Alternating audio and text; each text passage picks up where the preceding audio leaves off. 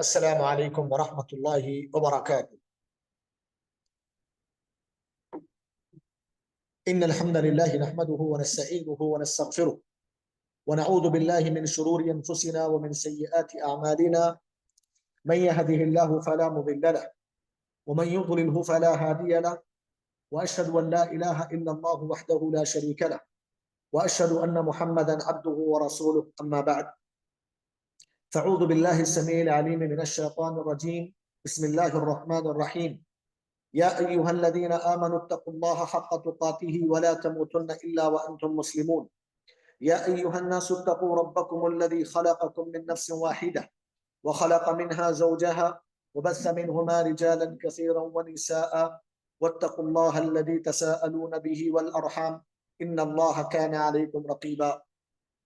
يا أيها الذين آمنوا اتقوا الله وقولوا قولا سديدا يصلح لكم أعمالكم ويغفر لكم ذنوبكم، ومن يطع الله ورسوله فقد فاز فوزا عظيما.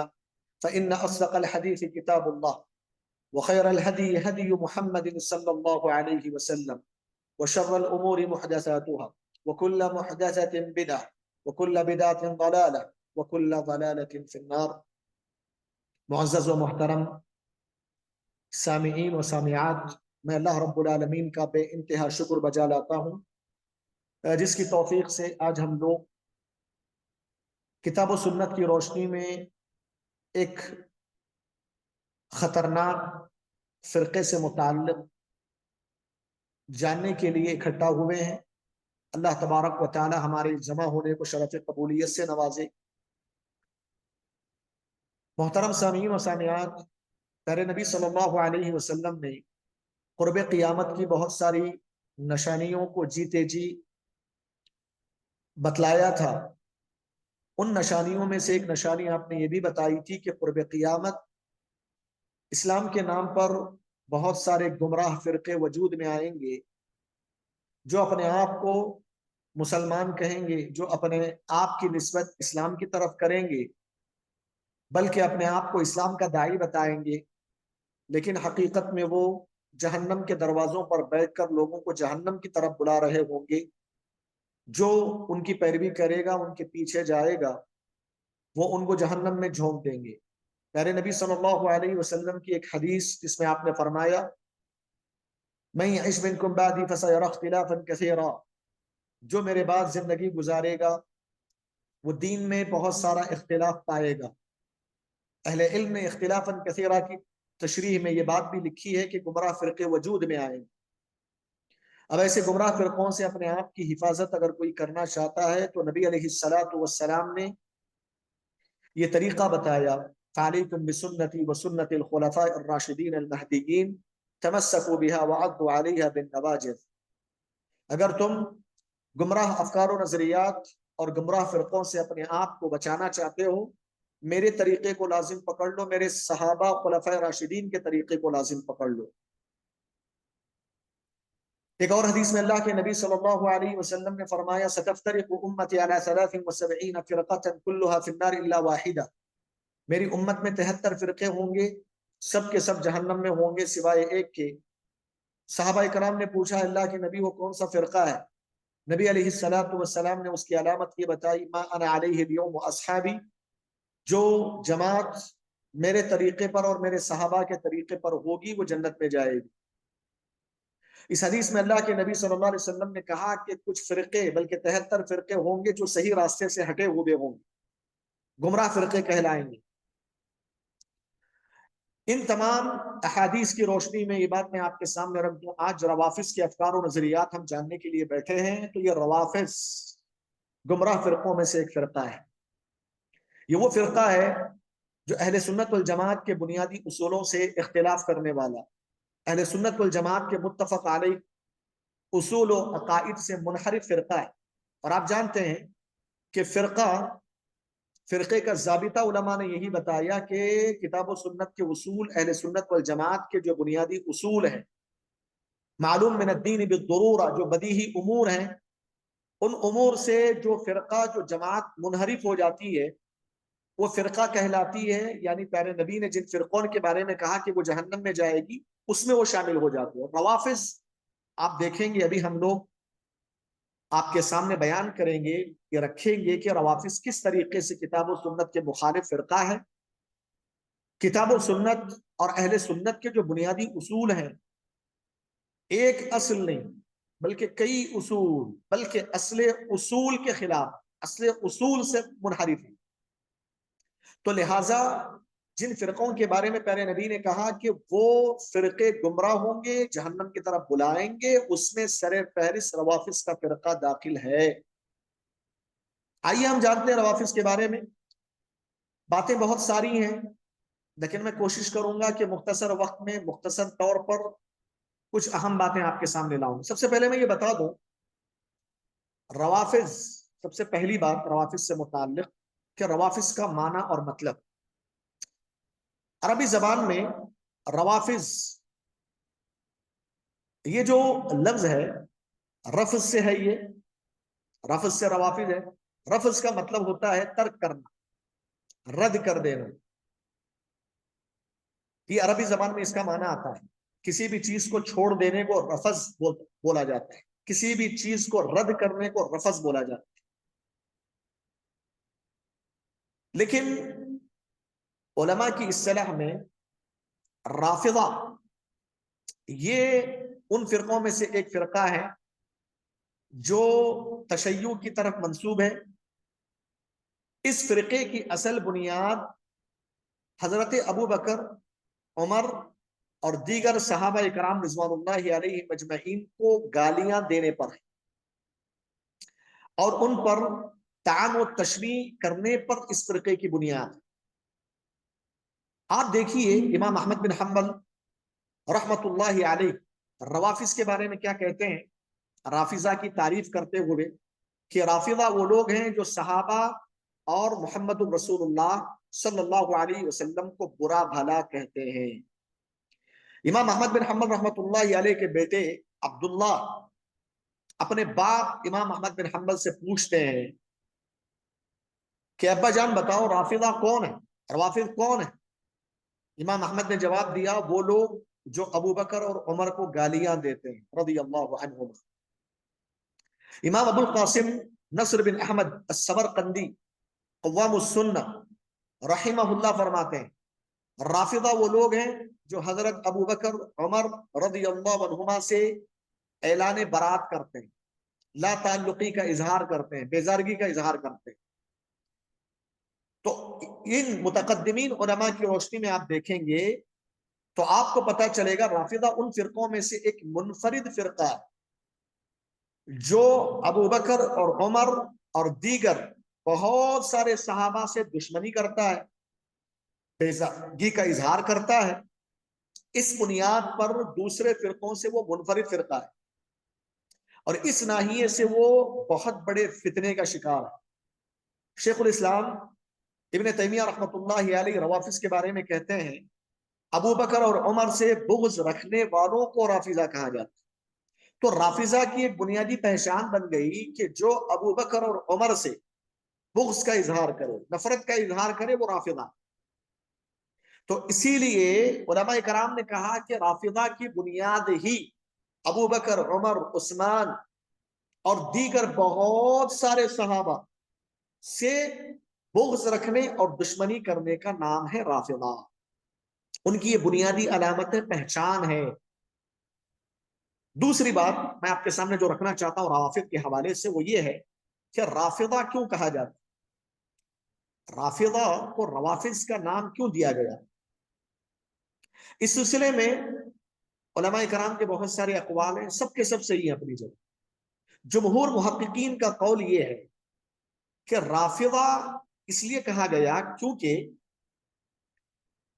جب زید بن علی رحمہ اللہ کے ساتھ کے روافض تھے، جب زید بن علی سے انہوں نے ابو بکر اور عمر کے بارے میں پوچھا کہ آپ کی کیا رائے ہے ابو بکر اور عمر کے بارے میں، تو زید بن علی نے کہا کہ میں ابو بکر اور عمر سے محبت کرتا ہوں، میں ان کی خلافت کو تسلیم کرتا ہوں. جب انہوں نے ابو بکر اور عمر سے محبت کا اظہار کیا تو ایک جماعت تھی جس نے کہا کہ ہم آپ کو نہیں مانیں گے، ہم آپ سے بھی اعلان برات کرتے ہیں۔ اہل علم نے کہا کہ اس وقت زید بن علی نے کہا تھا رفضتمونی رفضتمونی، تم نے مجھے چھوڑ دیا، تم نے مجھے رفض کر دیا۔ تو زید بن علی کا جو جملہ ہے رفضتمونی، یہی سے ان کا نام رافضہ پڑا، اس لیے کہ انہوں نے زید بن علی کو چھوڑ دیا، زید بن علی کو ریجیکٹ کر دیا۔ اہل علم نے کہا ہے کہ جب زید بن علی ہشام بن عبد الملک کے خلاف گئے 1022 سن ہجری میں، تو ان کے ساتھ کچھ لوگ تھے یہی روافض، لیکن جب ان لوگوں نے دیکھا کہ زید بن علی رحمہ اللہ ابو بکر اور عمر کو برا بھلا نہیں کہتے، ان سے محبت کا اظہار کر رہے ہیں، تو انہوں نے زید بن علی کو چھوڑ دیا، ترک کر دیا۔ اس پر زید بن علی نے کہا رفضتمونی رفضتمونی، تم نے مجھے چھوڑ دیا، تم نے مجھے چھوڑ دیا، یہیں سے ان کا نام رافضہ پڑ گیا۔ دوسری وجہ علماء کرام کہتے ہیں، جیسے امام ابو الحسن اشعری، امام رازی شہرستانی اور شیخ الاسلام ابن تیمیہ رحمۃ اللہ علیہ رحمہ اللہ کا کہنا ہے، رافضہ کا نام رافضہ اس لیے پڑا، روافض اس لیے کہا گیا کیونکہ انہوں نے شیخین یعنی ابو بکر اور عمر کی امامت کو رد کر دیا۔ رفض کا معنی رد کرنا ہے، تو روافض اس لیے کہلائے کیونکہ ابو بکر اور عمر کی خلافت کو تسلیم نہیں کیا انہوں نے کہا کہ نہ ہم ابو بکر کو خلیفہ مانتے نہ عمر کو خلیفہ مانتے مسلمان، بلکہ ان کے عقیدے کے مطابق یہ دونوں نعوذ باللہ ظالم ہیں، بلکہ عثمان رضی اللہ عنہ جنہوں نے حضرت علی رضی اللہ تعالی عنہ کے حق کی خلافت کو چھین لیا تھا، تو گویا کہ انہوں نے ابو بکر اور عمر کی خلافت جو کہ صحابہ کرام کے اجماع سے ثابت ہے رد کر دیا، انہوں نے ترک کر دیا، اسی لیے وہ روافض کہلائے۔ تیسری وجہ اہل علم کہتے ہیں اس لیے کہ انہوں نے جنگ صفین کے جو معاملات چلے اس وقت ایک مرحلہ ایسا بھی آیا کہ انہوں نے دعویٰ تو یہ کیا کہ ہم حضرت علی رضی اللہ تعالیٰ عنہ کے محب ہیں اور ان کے مددگار ہیں، فلاں ہیں، لیکن بعض حالات میں انہوں نے علی رضی اللہ تعالیٰ عنہ کی مدد اور ان کی نصرت کا انکار کر دیا کہ ہم آپ کی مدد نہیں کریں، گویا کہ حضرت علی بن ابی طالب رضی اللہ عنہ کی مدد کرنے کا کو ریجیکٹ کر دیا، انہوں نے رد کر دیا، اس کا انکار کر دیا، اسی لیے وہ روافض کہتے ہیں۔ بعض علماء کرام نے اس کی وجہ یہ بھی بتائی کہ روافض کو روافض اس لیے کہا گیا کیونکہ ان کے مظلومہ جو امام ہیں ان کو وہ خود ٹھکراتے ہیں، ان سے غداری انہوں نے کی ہے، اس بنیاد پر ان کو روافض کہنا ہے۔ بعض علماء نے پانچویں وجہ یہ بھی بتائی ہے اس لیے کہ انہوں نے دین ہی کو رد کر دیا، دین اسلام جو ہے اسی کو انہوں نے رد کر دیا، کیونکہ آپ آگے پڑھیں گے اس وقت جو قرآن ہے مصحف کی شکل میں بسم اللہ الرحمن الرحیم سے لے کر سورہ ناس تک جو قرآن اللہ کا کلام ہے، اس کو وہ قرآن مانتے ہی نہیں ہے، اللہ کا کلام مانتے ہی نہیں ہے، وہ محرف مانتے ہیں، گویا کہ وہ قرآن کا صراحتاً یعنی صریح طور پر قرآن کی آیتوں کے منکر ہیں، وہ قرآن کو قرآن مانتے نہیں، اللہ کا کلام نہیں مانتے، وہ تو محرف اور تحریف شدہ مانتے ہیں۔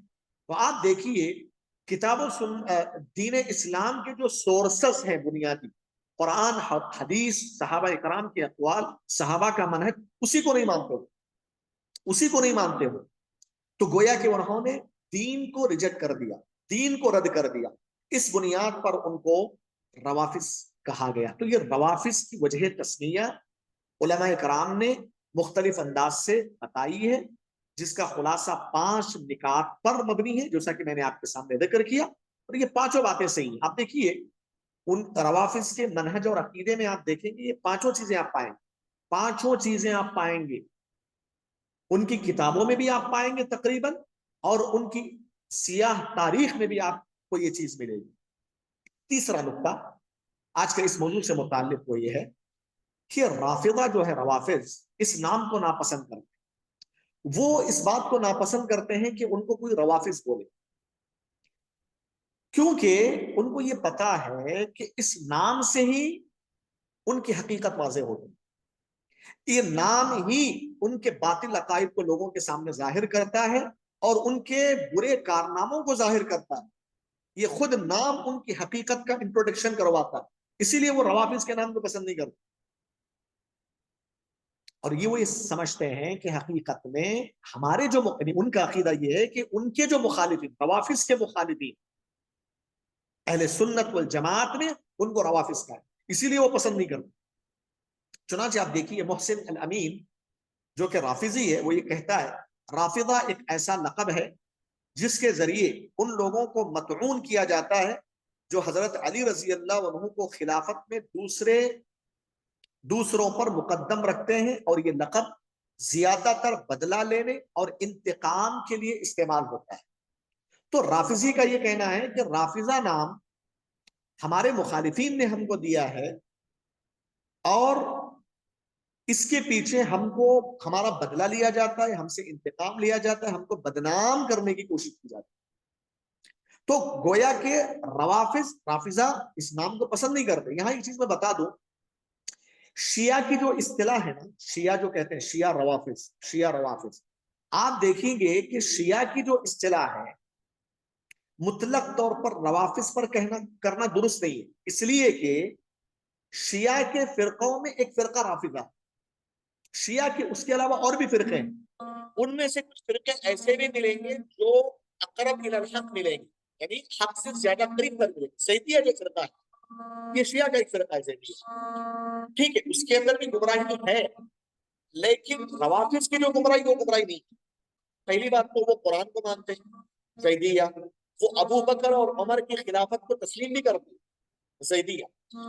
تو زیدیہ بھی شیعہ کے فرقوں میں سے ایک فرقہ ہے، سمجھ رہے ہیں آپ؟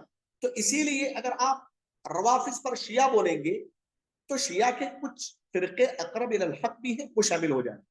اسی لیے علماء نے کہا کہ جب آپ روافظ بولنا چاہتے ہو لیکن اس کے لیے شیعہ کا لفظ استعمال کرتے ہو تو مطلقاً استعمال نہ کریں شیعہ بولیں، بلکہ یہ کہیں کہ شیعہ روافظ قید کے ساتھ بیان کریں. مطلق طور پر روافظ کو صرف شیعہ نہ بولیں، اس کے اندر اصطلاح کی ایک غلطی ہے، اس کی اصلاح کرنے کی ضرورت ہے. محترم سامعین اور سامعات، روافظ کے جو نام ہیں وہ مختلف نام ہیں، مختلف ناموں سے وہ جانے جاتے ہیں. میں ان ناموں کا ذکر کرتا ہوں. سب سے پہلا نام ان کا ہے الاثنا عشریہ. الاثنا عشریہ، الاثنا عشریہ کا عربی زبان میں معنی 12 کو الاثنا عشریہ کہا جاتا ہے. تو روافظ کا ایک مشہور نام ہے اثنا عشریہ. یہ نام اس لیے مشہور ہے کیونکہ یہ گروہ 12 اماموں پر ایمان رکھتا ہے. 12 اماموں پر ایمان رکھتا ہے. وہ 12 امام کون سے ہیں؟ جب میں ان کے عقیدے بیان کروں گا تو وہاں ذکر کروں.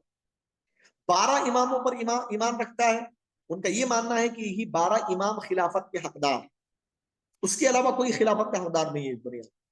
اور ان اماموں کا آغاز حضرت علی رضی اللہ تعالی عنہ سے وہ کرتے ہیں، اور اختتام محمد بن حسن العسکری، یہ 12واں امام ہے، اس پہ کرتے ہیں، جنہیں وہ امام مہدی کے نام سے یاد کرتے ہیں، محمد بن الحسن العسکری.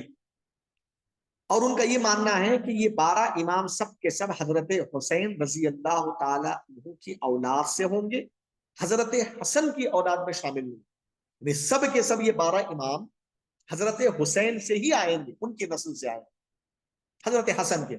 تو اسی لیے چونکہ یہ 12 اماموں پر ایمان رکھتے. کیسا ایمان رکھتے آگے میں بتاؤں گا. بہت برے عقیدے ہیں اماموں کے بارے میں، اماموں کے بارے میں. تو یہ چونکہ 12 اماموں کو مانتے ہیں اسی لیے الاثنا عشریہ ان کا نام دیا گیا. ان کا دوسرا نام ہے جعفریہ. جعفریہ کیوں جعفریہ پڑا نام؟ یہ نام اصل میں امام جعفر الصادق، امام جعفر الصادق جو تھے وہ تو اپنی جگہ صحیح تھے، اس کی طرف انہوں نے منسوب کر دیا جو کہ حضرت حسن کے اولاد میں سے. شیعہ یہ دعویٰ کرتے ہیں کہ ان کے فقہی مسائل جو ہوتے ہیں، فقہی مسائل، نماز روزے زکوٰۃ کے جو مسائل ہیں، فقہی مسائل امام جعفر کے اقوال پر مبنی. اسی لیے اس نام کو وہ پسند بھی کرتے ہیں، مگر بعض اہل علم کے مطابق یہ نسبت درست نہیں ہے بلکہ جعلی باتوں پر مبنی. یعنی یہ فقہی مسائل کہتے ہیں کہ فقہی مسائل کا دار و مدار امام ابو جعفر الصادق کے اقوال پر ہے، جبکہ باتیں ایسی نہیں ہے، جھوٹ بولتے ہیں. دراصل وہ اپنی طرف سے مسئلے مسائل گھڑ لیا ہے انہوں نے، اور ابو جعفر الصادق کی طرف منسوب کر کے اپنے آپ کو جعفریہ کہتے ہیں۔ تیسرا نام رافضہ کا الرافضہ ہے یا روافظ ہے، یہی نام زیادہ مشہور ہے، اور اس سلسلے میں تفصیل اس سے پہلے گزر چکی، اور ان کا نام جو ہے چوتھا نام، ان کا چوتھا نام الامامیہ، امامیہ کہا جاتا ہے۔ امامیہ کیوں کہا جاتا ہے؟ یہ نام یا تو اس لیے ان کو دیا گیا کیونکہ ان کے عقیدے کی بنیاد امام پر ہے، یعنی کل ملا کر ان کا عقیدہ ائمہ پر ہے، جیسا کہ 12 امام کو مانتے ہوئے خلافت اور امامت کے مسئلے کو زیادہ اچھالتے ہیں، سمجھتے ہیں کہ پورا دین اسی پہ سمٹا ہوا آگے، اس سلسلے میں ان کے خود اقوال آگے آئیں گے۔ تو چونکہ ان کے پورے عقیدے کی بنیاد امام پر ٹکی ہوئی ہے، بس یہی ہے کہ حضرت علی رضی اللہ عنہ اللہ کے نبی کے بعد امام بننا تھا، خلیفہ بننا تھا، ابو بکر عمر عثمان نے چھینا، اس کے بعد پھر حضرت حسین رضی اللہ تعالیٰ عنہ کی نسل سے جو 12 امام انہی کو بننا تھا، لیکن دوسروں نے ان کا حق چھینا، ظلم کیا، کل ملا کر یہی عقیدہ ہے، بس اسی پر ٹکا ہوا ہے ان کا عقیدہ، اسی لیے امامیہ کہا جاتا ہے۔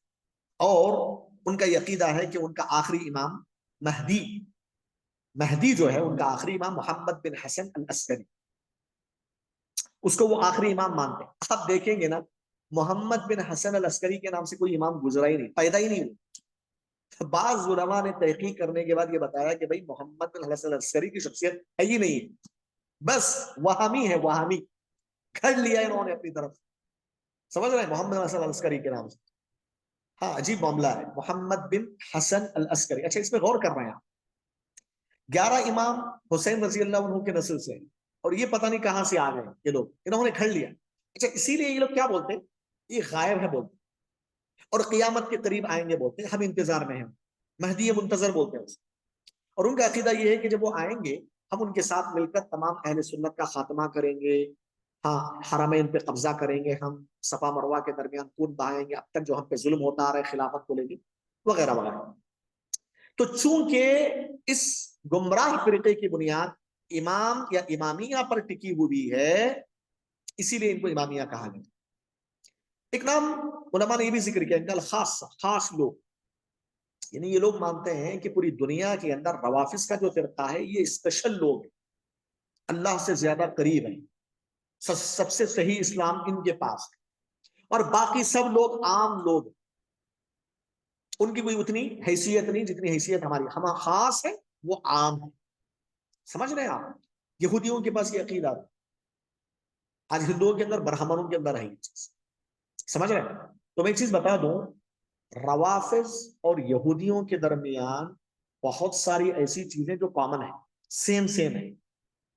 اس پر مدینہ المنورہ کے بڑے عالم، مسجد نبوی کے سابق مدرس، میرے استاذ بھی ہیں، وہ مسجد نبوی میں پڑھا ہوں، صحیح مسلم، ابراہیم بن عامر الرحیلی حفظہ اللہ نے یمی کا رسالہ لکھا ماجسٹر، اسی پر تھا، اوجہ الشبہ بین الیہودی والروافض، روافظ اور یہودیوں کے درمیان کامن چیزیں کیا کیا ہیں، انہوں نے اس پر رسالہ لکھا، اور کئی چیزیں آپ کو ملیں گی جو یہودیوں کے اندر ہے وہی روافظ کے اندر۔ اور ایسا کیوں نہ ہو بھائی، جبکہ یہ روافظ کی اصل آپ دیکھیں گے یہودی ہے۔ روافظ کی بنیاد رکھنے والا کون تھا؟ عبداللہ ابن سبا تھا، عبداللہ ابن سبا نام تھا اس کا۔ وہ کون تھا بھائی؟ یہودی تھا، جس نے اس فرقے کی بنیاد حضرت عثمان کی شہادت سے کچھ پہلے اس نے رکھی تھی، یہودی تھا، یہودی وہ نسل تھا یہ۔ اسی لیے آپ شیخ الاسلام ابن تیمیہ وغیرہ کے کلام کو پڑھیں گے، شیخ الاسلام ابن تیمیہ روافظ کے بارے میں سب سے زیادہ گہرائی سے جانکاری رکھنے والے ہیں، علماء نے اس کو تسلیم کیا ہے۔ منہاج السنہ النبویہ نام جو کتاب لکھی ابن تیمیہ نے، پھر رد علی الشیعہ، شیعہ کے رد پہ، آپ اس کتاب کو پڑھ لیجئے، موٹی کتاب ہے، اس کتاب میں انہوں نے روافظ کی ایسی ایسی حقیقتوں کو بیان کیا ہے۔ تو وہ کہتے ہیں کہ اصل روافظ یہودیوں کی اصل ہے۔ تو بہرحال بات ادھر ادھر جا رہی ہے، بات یہ آ رہی تھی کہ وہ اپنے آپ کو خاص لوگ مانتے ہیں، دوسرے لوگوں کو عام مانتے ہیں، تو یہ یہودیوں کی صفت ہے۔ تو یہ ان کے کچھ نام میں نے آپ کے سامنے سے، روافظ کی تاریخ، اگر مختصر طور پر آپ روافظ کی تاریخ پڑھیں گے تو آپ کو پتا چلے گا کہ یہ گمراہ فرقہ یہ صحابہ اکرام رضوان اللہ علیہم مجمعین کے آخری دور میں من حیث الفرقہ وجود میں آیا. سمٹمز، علامتیں اس فکرے کے اس گمراہ افکار و نظریات کے حاملین لوگ پیدا ہو چکے تھے، لیکن من حیث الفرقہ حضرت عثمان ابن عفان رضی اللہ تعالی عنہ کی شہادت سے پہلے یہاں سے ان کی تاریخ شروع ہوتی ہے. عبداللہ ابن سبا یہودی، اس نے اس فرقے کی بنیاد رکھی. مسئلہ کیا تھا؟ دیکھیے، علامہ احسان اللہ ظہیر نے شیعہ کا تعارف پر کتابیں انہوں نے لکھی ہیں، بلکہ وہ کتابیں تو عرب دنیا کے اندر اتھینٹک مانی گئی ہیں. علامہ احسان اللہ ظہیر ماشاء اللہ پڑوسی ملک کے جو عالم تھے، اللہ ان کو شہداء میں قبول فرمائے، انہوں نے جو شیعت اور رافضیت پہ جو لکھا ہے نا، انہوں نے جو تردید کی ہے نا بھائی، اگر کسی کو شیعہ اور روافض کے بارے میں اتھینٹک معلومات ہونا ہے تو وہ علامہ احسان کی کتابیں پڑھ لے، اور عرب علماء کی کتابیں بھی. لیکن عرب علماء نے ان کی کتابوں کو تسلیم کیا، ان کے بیانات بھی آپ سن سکتے ہیں، سبحان اللہ، ان کی کتابوں سے انہوں نے رد کیا ہے. تو بہرحال، تو علامہ احسان اللہ ظہیر لکھتے ہیں کہ دراصل عبداللہ ابن سبا یہودی اس طرح کے لوگ، یہ چونکہ اسلام دشمن تھے، انہوں نے جب دیکھا کہ ہم اپنے پاور سے طاقت کے زور پہ اسلام جو صحیح اسلام ہے صحابہ کے پاس، تابعین کے پاس، اس کو ہم ختم نہیں کر سکتے طاقت کے بل بوتے، کیونکہ وہاں صحابہ اکرام کی جماعت، تابعین کی جماعت مضبوط تھی.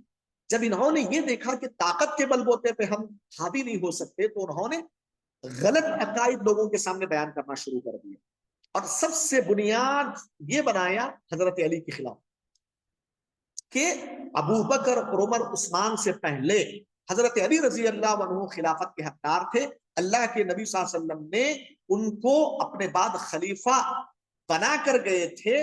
جھوٹی حدیثوں کا سہارا لیتے ہیں اور کچھ صحیح حدیثوں کا سہارا لیتے ہیں، لیکن معنی غلط بیان، یہ ایک الگ ٹاپک ہے. تو وہ یہ شوشہ اس نے بیان کرنا شروع کر دیا کہ عمر ابو بکر نے ظلم کیا، حضرت عثمان نے ظلم کیا. تو اب اس وقت حضرت عثمان تھے، عمر تھے، تو ان کا وجود نہ کے برابر تھا. لیکن جب حضرت عثمان خلافت میں آئے تو عبداللہ ابن سبا یہودی نے یہ شوشہ چھوڑ کے عراق سے، فلا کوفہ سے، وہاں یہاں سے ایک کئی ہزار کی تعداد کو اس نے جمع کر کے یہ بنیاد رکھی کہ حضرت ابو بکر اور عمر عثمان سب ظالم ہیں، انہوں نے ہمارے امام حضرت علی کی خلافت کو. جب حضرت عثمان تو وہاں تھے، یہی لوگوں نے مل کر حضرت عثمان کو شہید کر ڈالا. یہی وہ روافض ہیں، کبھی خوارج کی شکل میں ظاہر ہوئے، کبھی فاطمیوں کی شکل میں ظاہر ہوئے، کبھی نصیریت کے نام پہ ظاہر ہوئے، کبھی باطنیت کے نام پہ. بھائی، روافض کی تاریخ بڑی سیاہ ہے، تفصیل کا موقع نہیں ہے. تو میں تاریخ بتا رہا تھا کہ حضرت عثمان کی شہادت سے پہلے عبداللہ ابن سبا جو یہودی نسل تھا، اس نے اس طرح کے غلط عقائد کو دنیا لوگوں کے سامنے پیش کر کے حضرت علی کی خلافت کے نام پہ انہوں نے ایک گروہ تیار کیا.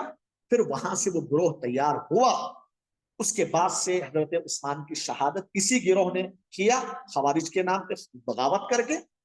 اب اس کے بعد امت فرقے میں بڑھ گئی، اس کے بعد بدعات، خرافات شروع ہوئے، ایک سلسلہ شروع ہوا. اس کے بعد حدیثوں کو جو گھڑانا جن لوگوں نے نبی کی حدیثوں میں جھوٹ ملانا شروع کر دیا، یہی فرقہ.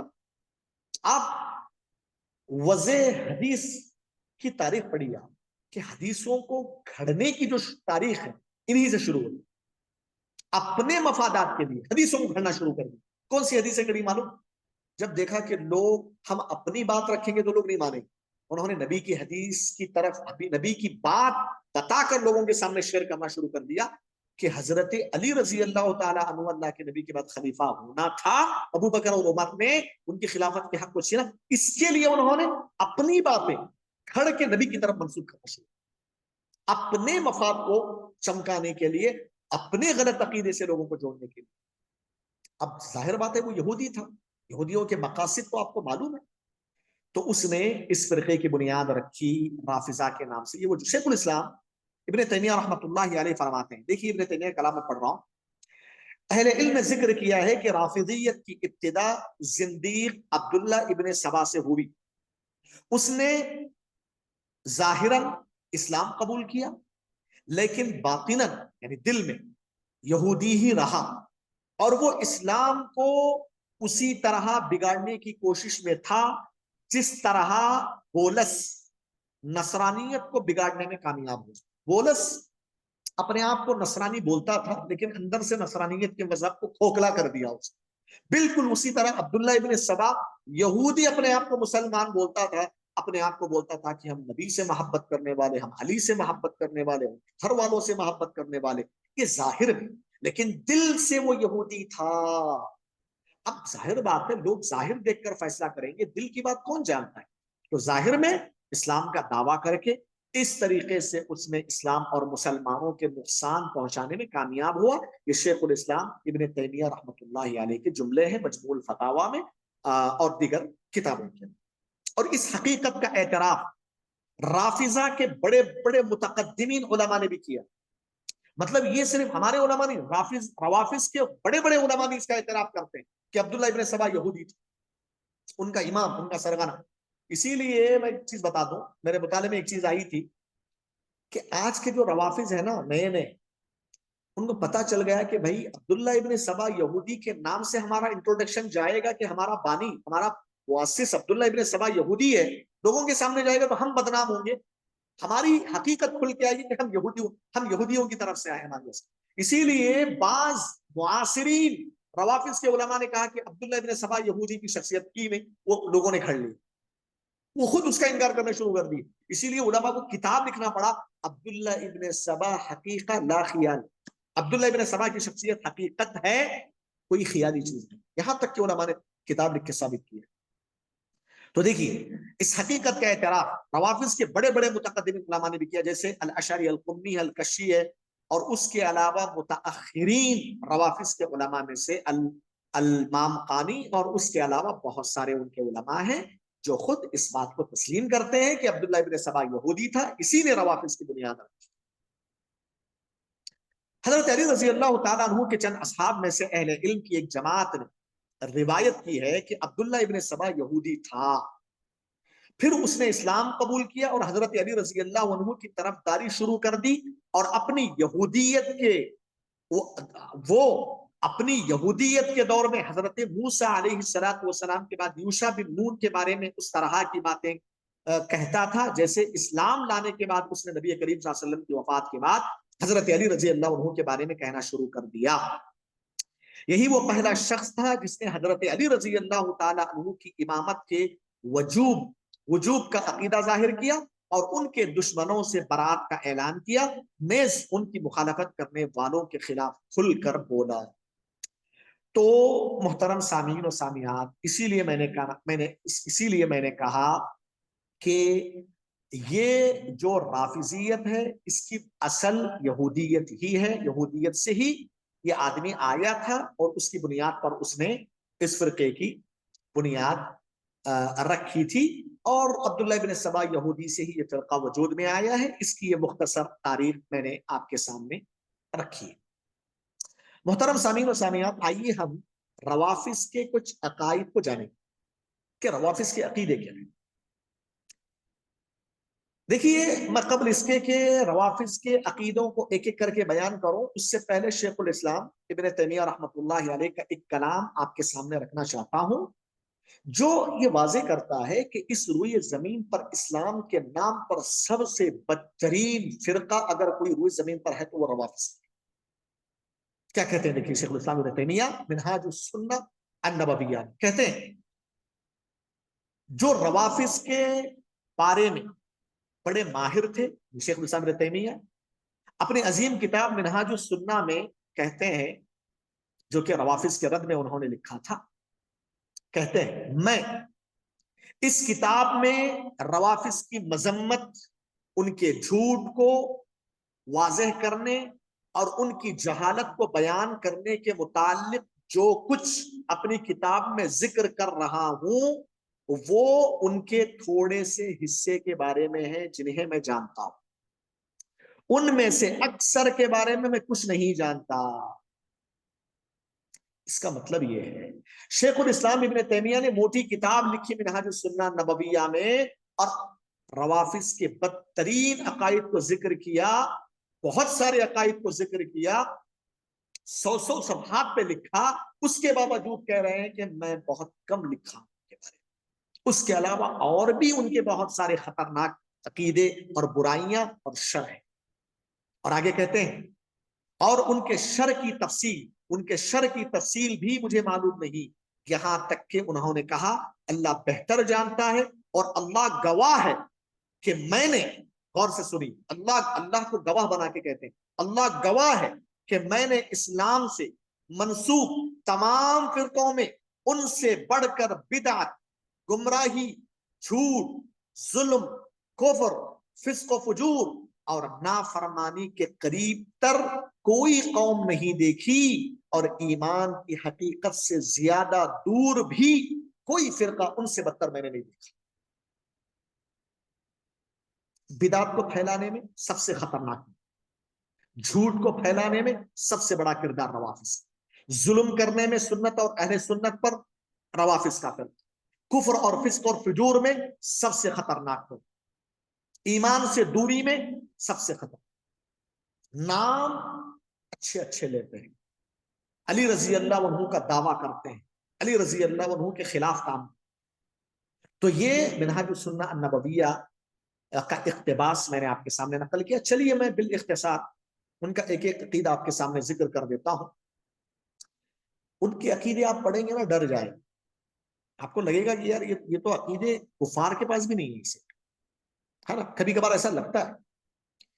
سب سے پہلا عقیدہ یہ ہے ان کا کہ وہ اللہ رب العالمین کے بارے میں عقیدے بدا رکھتے ہیں، بدا کا عقیدہ، بدا عقیدہ، بدا لفظ بدا، لفظ بدا کا وہ عقیدہ رکھتے ہیں۔ بدا کا کیا معنی ہے؟ دو معنی آتے ہیں۔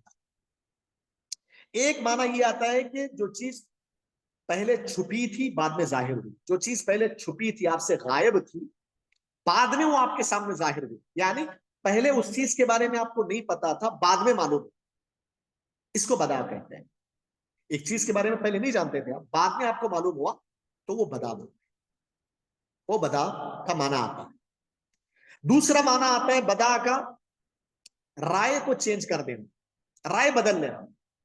آپ نے پہلے ایک بات کہی تھی لیکن بعد میں آپ کو لگا کہ ایسی نہیں، ایسی بات ہے، تو آپ نے پرانی بات کو چھوڑ کے نئی بات کو اختیار کیا، رائے بدل دیا، رائے کو بدلنے کو بدا کہتے ہیں۔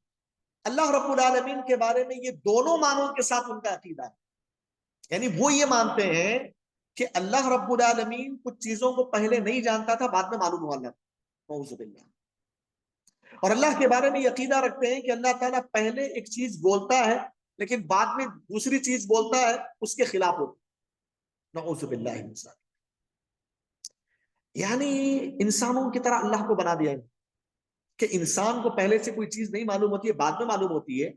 اسی طرح ایک انسان پہلے کوئی چیز بول دیتا ہے، غلط ہو جاتا ہے، بعد میں دوسری چیز بولتا ہے تو وہ صحیح لگنے لگتا ہے، رائے بدل لیتا ہے۔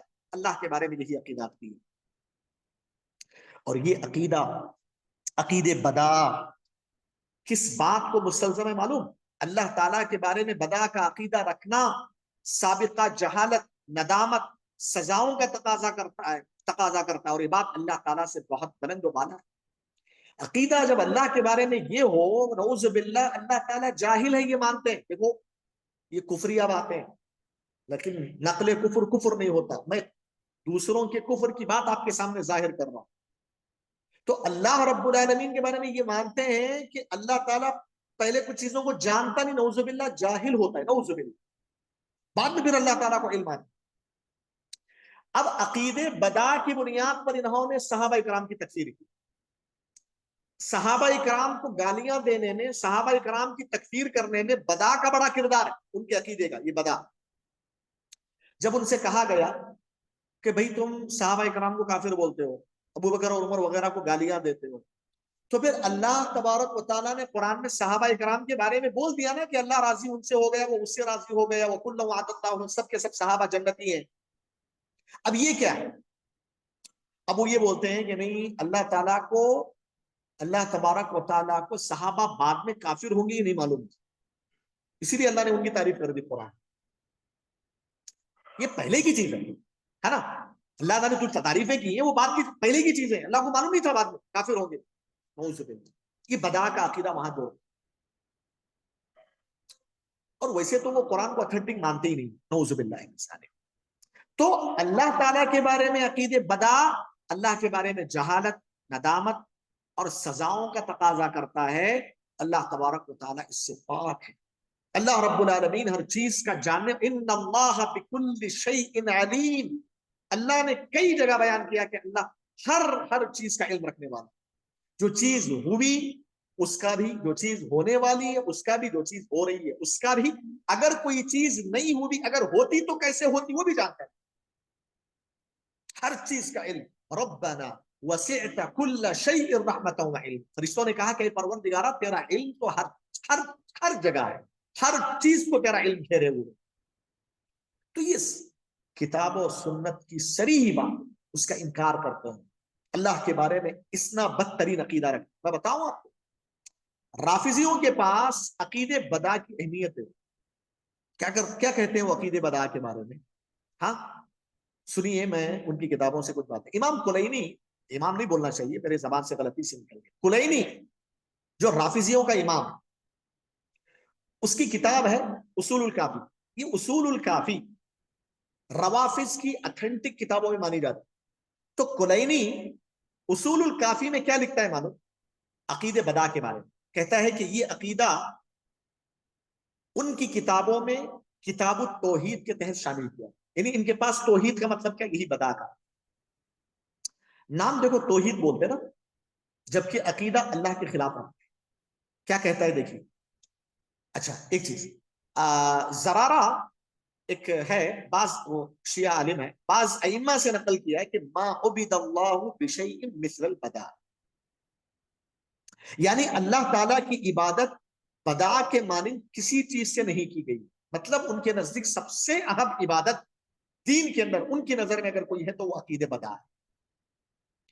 اور ان کا جو ابو جعفر الصادق ہے ان کی طرف منسوب کیا. میں نے کہا کہ ان کی طرف غلط باتیں منسوب کر کے، ان کی طرف منسوب کر کے شیعہ کہتے ہیں، روافض کہتے ہیں ما قدم اللہ بمثل البدا. یعنی اللہ تعالیٰ کی تعظیم بدا جیسی کسی چیز سے نہیں کی گئی. اللہ تعالیٰ کی جو تعظیم ہوتی ہے وہ عقید بدا سے ہی ممکن، اس کے بغیر اللہ کی تعظیم ناممکن. جبکہ اللہ کی توہین کرتے ہیں وہ. اللہ رب العالمین کو نعوذ باللہ صفت جہالت سے متصف کرتے ہیں اور بولتے ہیں کہ یہ اللہ کی تعظیم. دیکھو ایسے ہی گمراہ کرتے لوگ. بظاہر لگ رہا ہے کہ اللہ کی تعظیم کرنے والے، حقیقت میں اللہ رب العالمین کی شان میں گستاخی کرنے والے لوگ. تو یہ سب کچھ اس بات کو ظاہر کرتا ہے کہ رافضیوں کے نزدیک بدا کا عقیدہ قطعی طور پر متفق علیہ. یعنی ان کے عقیدوں میں یہ بنیادی عقیدہ شامل ہے، سب متفق ہیں. ایسا نہیں ہے کہ ہم اپنی طرف سے بول رہے ہیں عقید بدا یا روافض. ان کے علماء اور ان کا اتفاق ہے. ان کی معتبر کتابوں میں یہ چیز آپ کو ملے گی. سمجھ رہے ہیں؟ تو یہ پہلا عقیدہ ہے روافض کا. دوسرا عقیدہ روافض کا عقیدہ یہ ہے کہ آج جو اللہ رب العالمین کا کلام ہے قرآن مجید، تو جو ہے مصحف کی شکل میں موجود ہے. تو مصحفوں کے درمیان یہ جو موجود ہے قرآن اللہ کا کلام ہے، وہ یہ مانتے ہیں کہ اللہ کا کلام محرف ہے. یعنی اس میں چینجنگ ہوئی، یہ اتھینٹک نہیں ہے، اس میں کمی پیشی کی گئی. اور یہ موجودہ مصحف صرف اس قرآن کا حصہ ہے جو نبی پر نازل کیا گیا. اور وہ قرآن کا وہ حصہ جس پر قرآن وہ حرف جس پر قرآن نازل ہوا تھا ان کے گمراہ اماموں کے ساتھ چھپ گیا. ان کا یہ ماننا ہے کہ قرآن کا اکثر حصہ ان کے اماموں کے پاس، تھوڑا سا حصہ اللہ کے نبی صلی اللہ علیہ وسلم تک پہنچا گیا. اور قرآن کا زیادہ تر حصہ جو ہے نا ان کے اماموں کے پاس. ان کا ماننا یہ ہے کہ وہ سب حضرت علی کی فضیلت پر مشتمل. اور ان کا عقیدہ یہ ہے کہ اللہ تبارک و تعالیٰ نے حضرت جبرائیل علیہ السلام کو قرآن دے کر بھیجا تھا، یہ جا کر حضرت علی کو پہنچاؤ. حضرت جبرائیل نے غلطی کر کے اللہ کے نبی تک پہنچا دی. یہ ان کا عقیدہ ہے. حضرت جبرائیل جن کے بارے میں قرآن نے کہا امین ہے، وہ مطاع ثم امین، علمہ شدید القوى ذو مرۃ فاستوى. جبرائیل کے جو صفات اللہ تعالیٰ نے بیان کیا کہ وہ امین ہیں، امانت دار ہیں، وہ خیانت کرتے ہی نہیں، وہ مطاع ہیں، ان کا مقام ہے. ہاں اللہ تعالیٰ نے یہ صفات اس لیے متصف کیا کہیں اس طرح کے روافض جیسے لوگ یہ نہ کہیں کہ حضرت جبریل سے غلطی ہوئی. تو نعوذ باللہ حضرت جبریل علیہ الصلوۃ والسلام کے بارے میں یہ غلط عقیدہ رکھتے ہیں کہ انہوں نے غلطی سے حضرت علی کو پہنچانا تھا اللہ کے نبی صلی اللہ علیہ وسلم. ان کے یہ جو عقیدہ ہے محرف ہے، تبدیل شدہ ہے، قرآن اتھینٹک نہیں مانتے. تو ان کے یہ گمراہ جو عقیدے ہیں یہ تحریف قرآن کے بارے میں ان کے مشہور کتابوں کے اندر موجود. کلینی اپنی کتاب اصول الکافی میں کیا لکھتا ہے دیکھیے، کوئی بھی یہ دعویٰ نہیں کر سکتا کہ اس نے پورا قرآن جیسا کہ نازل کیا گیا جمع کر لیا، کوئی دعویٰ نہیں کر سکتا سوائے علی ابن ابی طالب.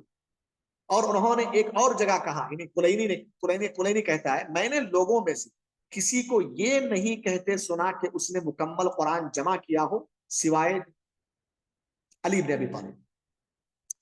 ایک جگہ شیعہ کی کتاب میں یہ چیز موجود ہے، بے شک قرآن ایسا ہے جیسا کہ اللہ تعالیٰ نے نازل کیا، اور جو کچھ اللہ نے نازل کیا وہ صرف علی ابن ابی طالب رضی اللہ عنہ کے پاس محفوظ ہے.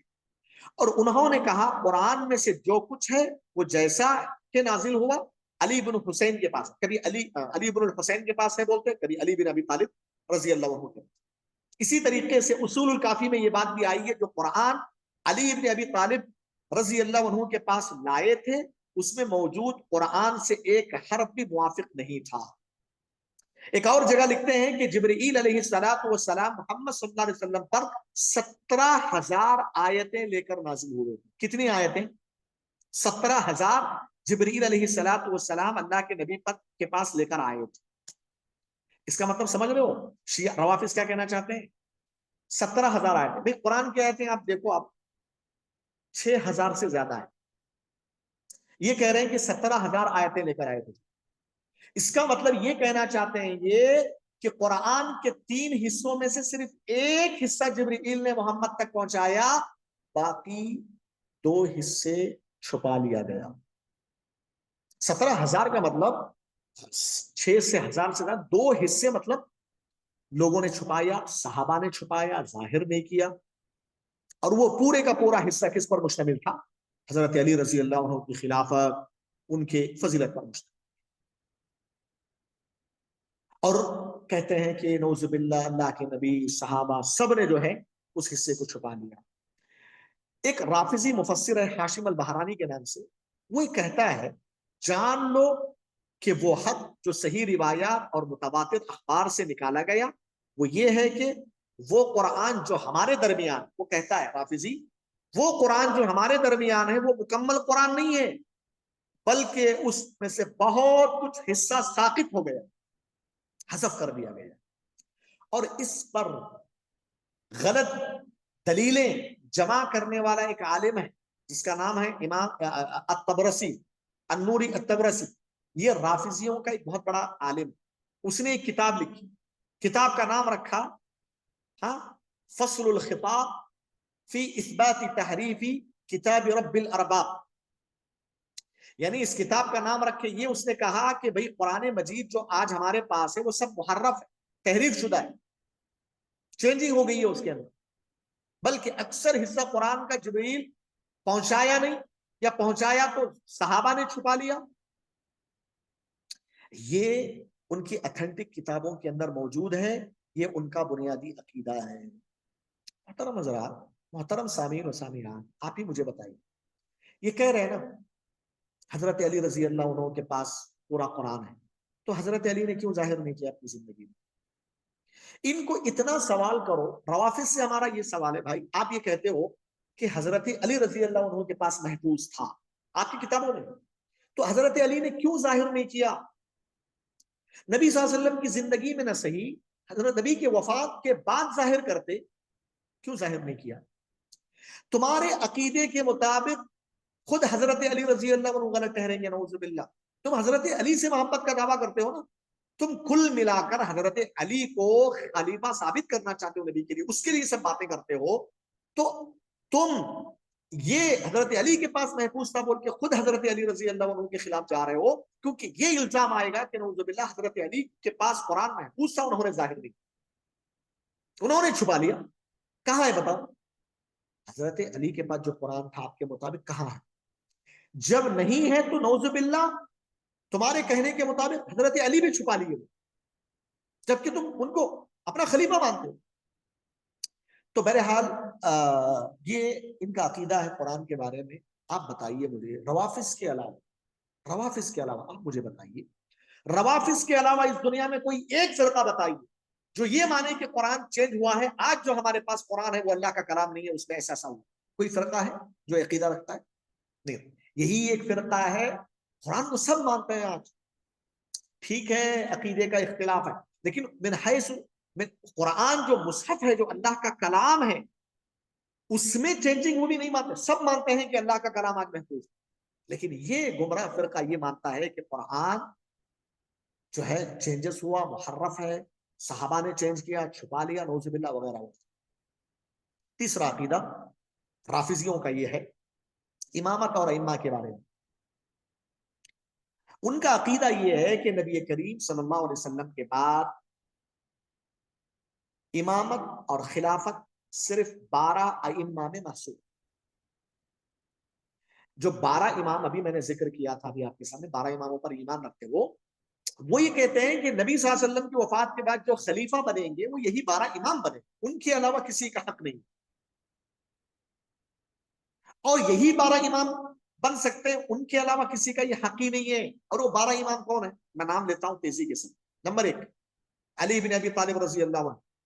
نمبر 2 حسن بن علی رضی اللہ عنہ جو کہ نبی صلی اللہ علیہ وسلم کے نواز ہے. نمبر 3 امام حسین بن علی رضی اللہ عنہ، نبی صلی اللہ علیہ وسلم کے نواز. کتنے ہو گئے؟ 3 ہو گئے. نمبر 4 امام علی ابن الحسین زین العابدین. نمبر 5 امام محمد بن علی الباقر. نمبر 6 امام جعفر بن محمد الصادق. نمبر 7 امام موسیٰ بن جعفر الکاظم. نمبر 8 امام علی بن موسیٰ. نمبر 9 امام محمد بن علی. نمبر 10 امام علی بن محمد. نمبر 11 امام حسن بن علی العسکری. نمبر 12 امام محمد بن حسن العسکری. اسی کو یہ مہدی المنتظر مانتے ہیں. ان کے نزدیک امامت اسلام کے عظیم ارکان میں سے ایک رکن. ان کے پاس ہم جو لا الہ الا اللہ محمد رسول اللہ کا عقیدہ ہمارے پاس بیس ہے نا، ان کے پاس بیس امامت ہے. دیکھیے ان کی کتابوں میں کیا لکھا. کلینی اصول الکافی میں لکھتا ہے اسلام کی بنیاد 5 چیزوں پر. اسلام کی بنیاد نبی کی حدیث میں ہے نا، یہ اسلام کی بنیاد. اچھا، نبی کی حدیث میں سب سے پہلے نمبر پہ کیا ہے؟ شہادت ان لا الہ الا اللہ وان محمد رسول اللہ، یہ پہلی چیز. لیکن ان کے نزدیک ڈائریکٹ نماز، شہادت اللہ محمد رسول اللہ نہیں، نماز، زکات، روزہ، حج، یہ 4 چیزیں وہی ہیں جو نبی کے دی. 5ویں نمبر پر اور ولایت. ولایت مطلب امام. پیارے نبی صلی اللہ علیہ وسلم اور قرآن میں جو توحید ہے نا، توحید کی جگہ انہوں نے امامت پر. مطلب ان کی نظر میں نماز، روزہ، زکات، حج سے پہلے سب سے اہمیت یہی 12 اماموں، امامت اور خلافت، یہی بنیاد ہے. جیسا کہ اور کیا کہتا ہے آگے؟ بس زرارہ نے عرض کیا ان میں سب سے افضل کیا ہے.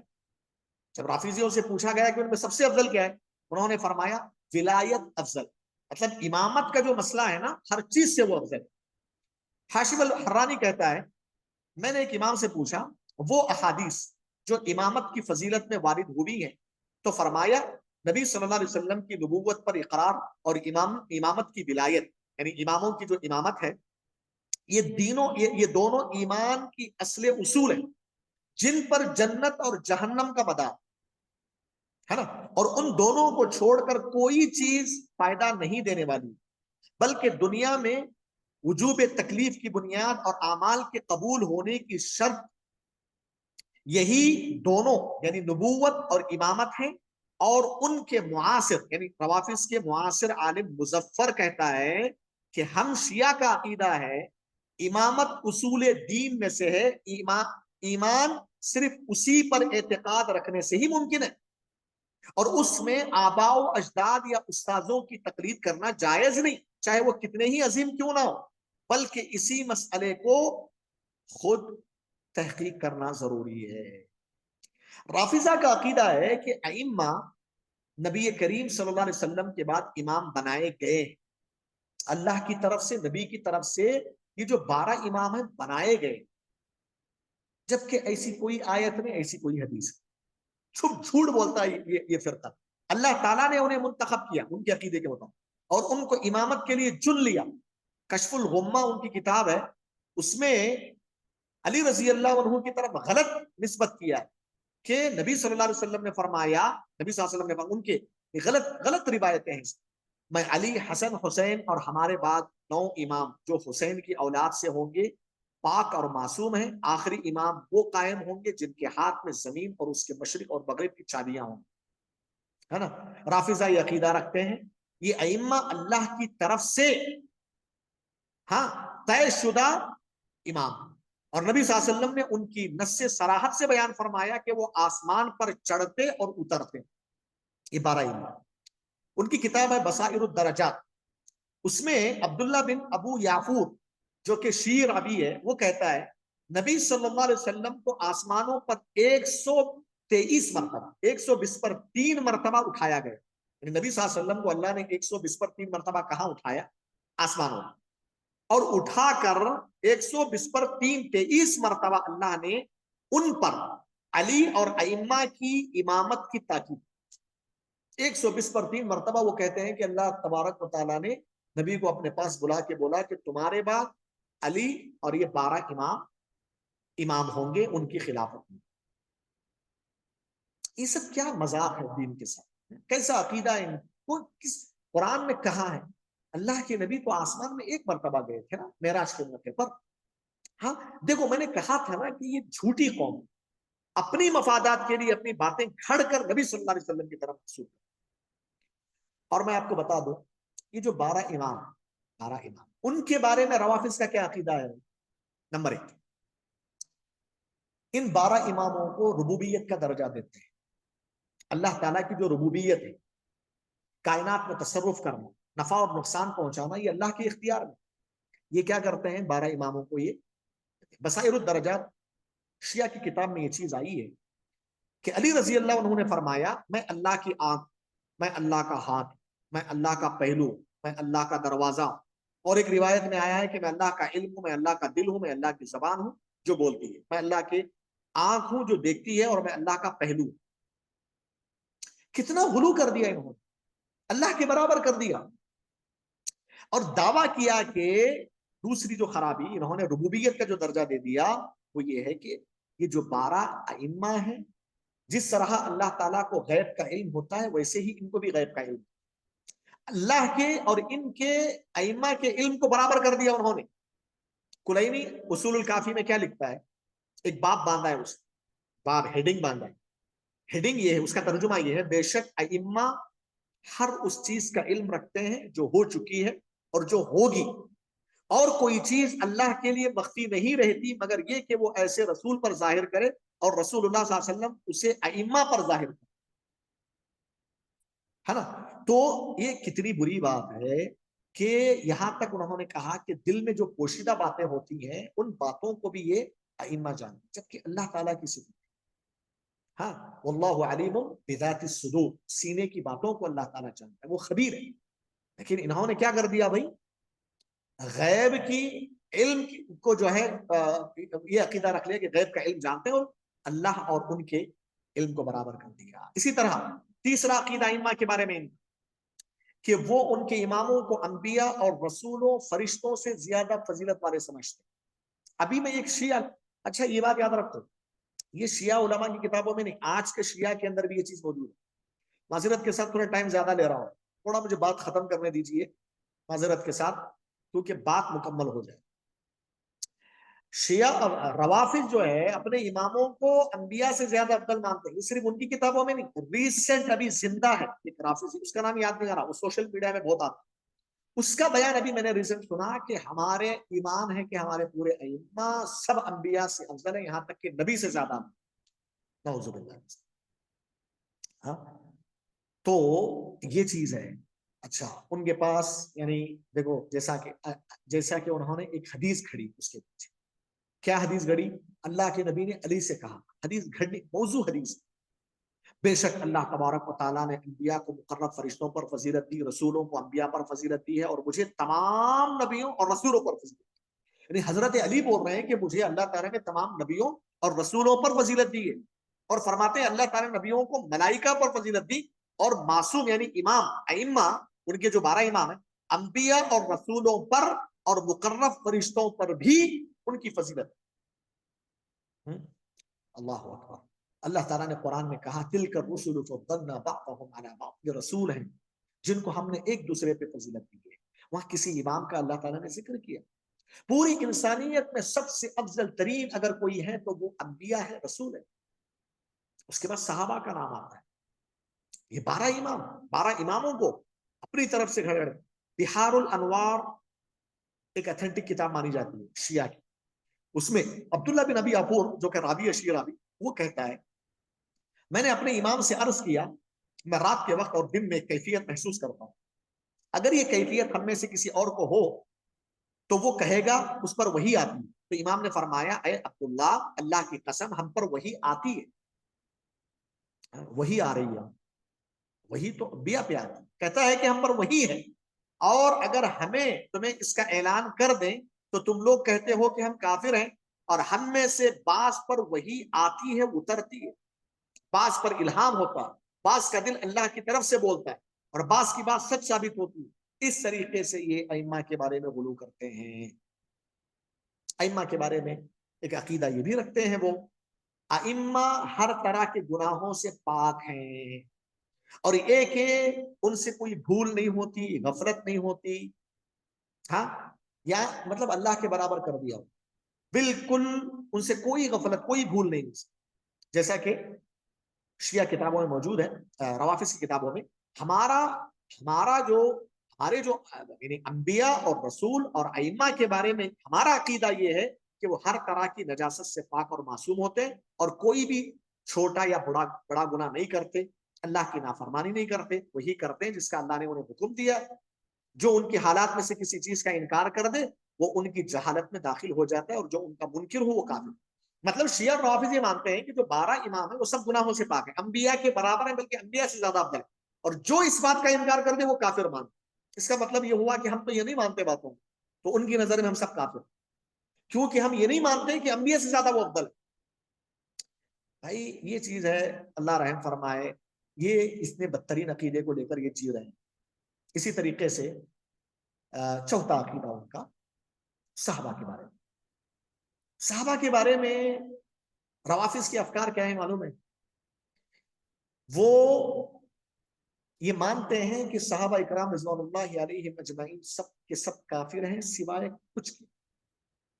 ابو بکر اور عمر کو گالیاں بکتے ہیں، عائشہ رضی اللہ عنہا سے برات کا اعلان کرتے ہیں، یہاں تک کہ میں نے ایک تصویر بھی دیکھی، ایک ٹوائلٹ بنی ہوئی ہے، ٹوائلٹ سے پہلے ابو بکر عمر عثمان کا نام، کوئی بھی جائے ابو بکر عثمان علی پہ پیر رکھ کے جائے گا، ٹوائلٹ سے جب باہر آئے گا گندے پیر لے کر تو حضرت علی ابو بکر عمر عثمان پہ پیر رکھ کے ہیں۔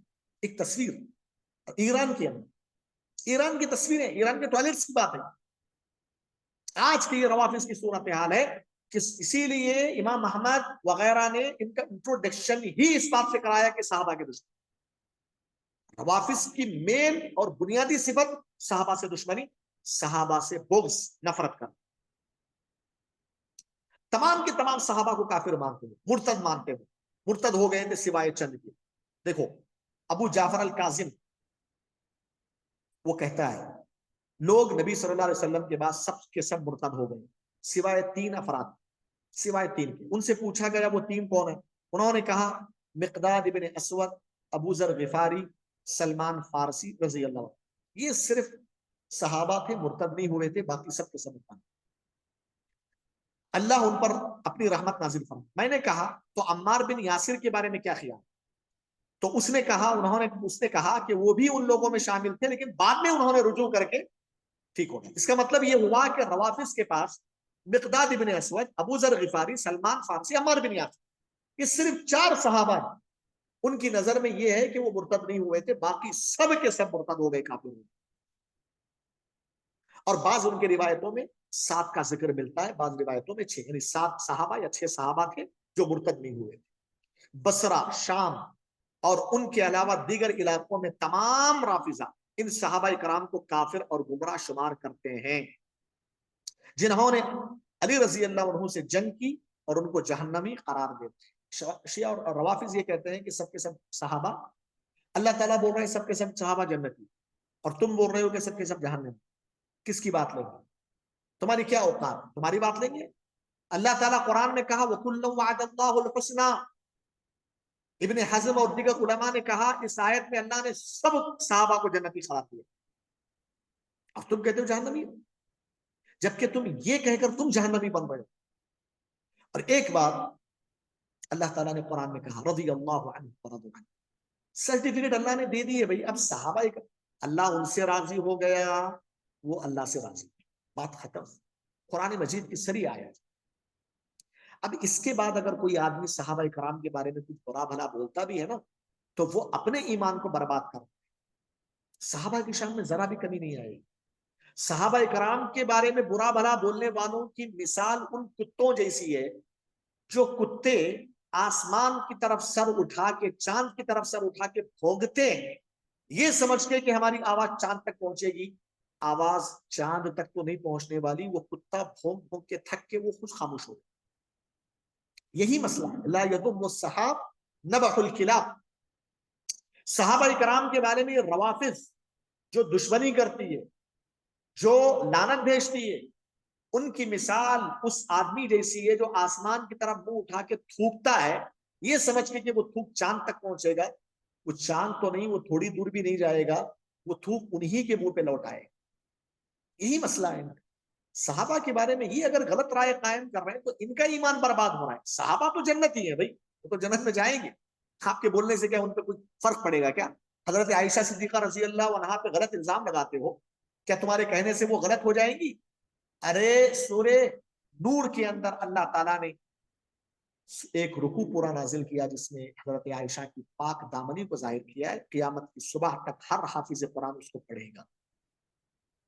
ہر قرآن کی تلاوت کرنے والا اس رکوع کو پڑھ کے عائشہ رضی اللہ عنہا کی برات کا اعلان کرے گا کہ عائشہ بری ہے. اور یہ صحابہ کرام کے بارے میں کیسی دشمنی ان کی؟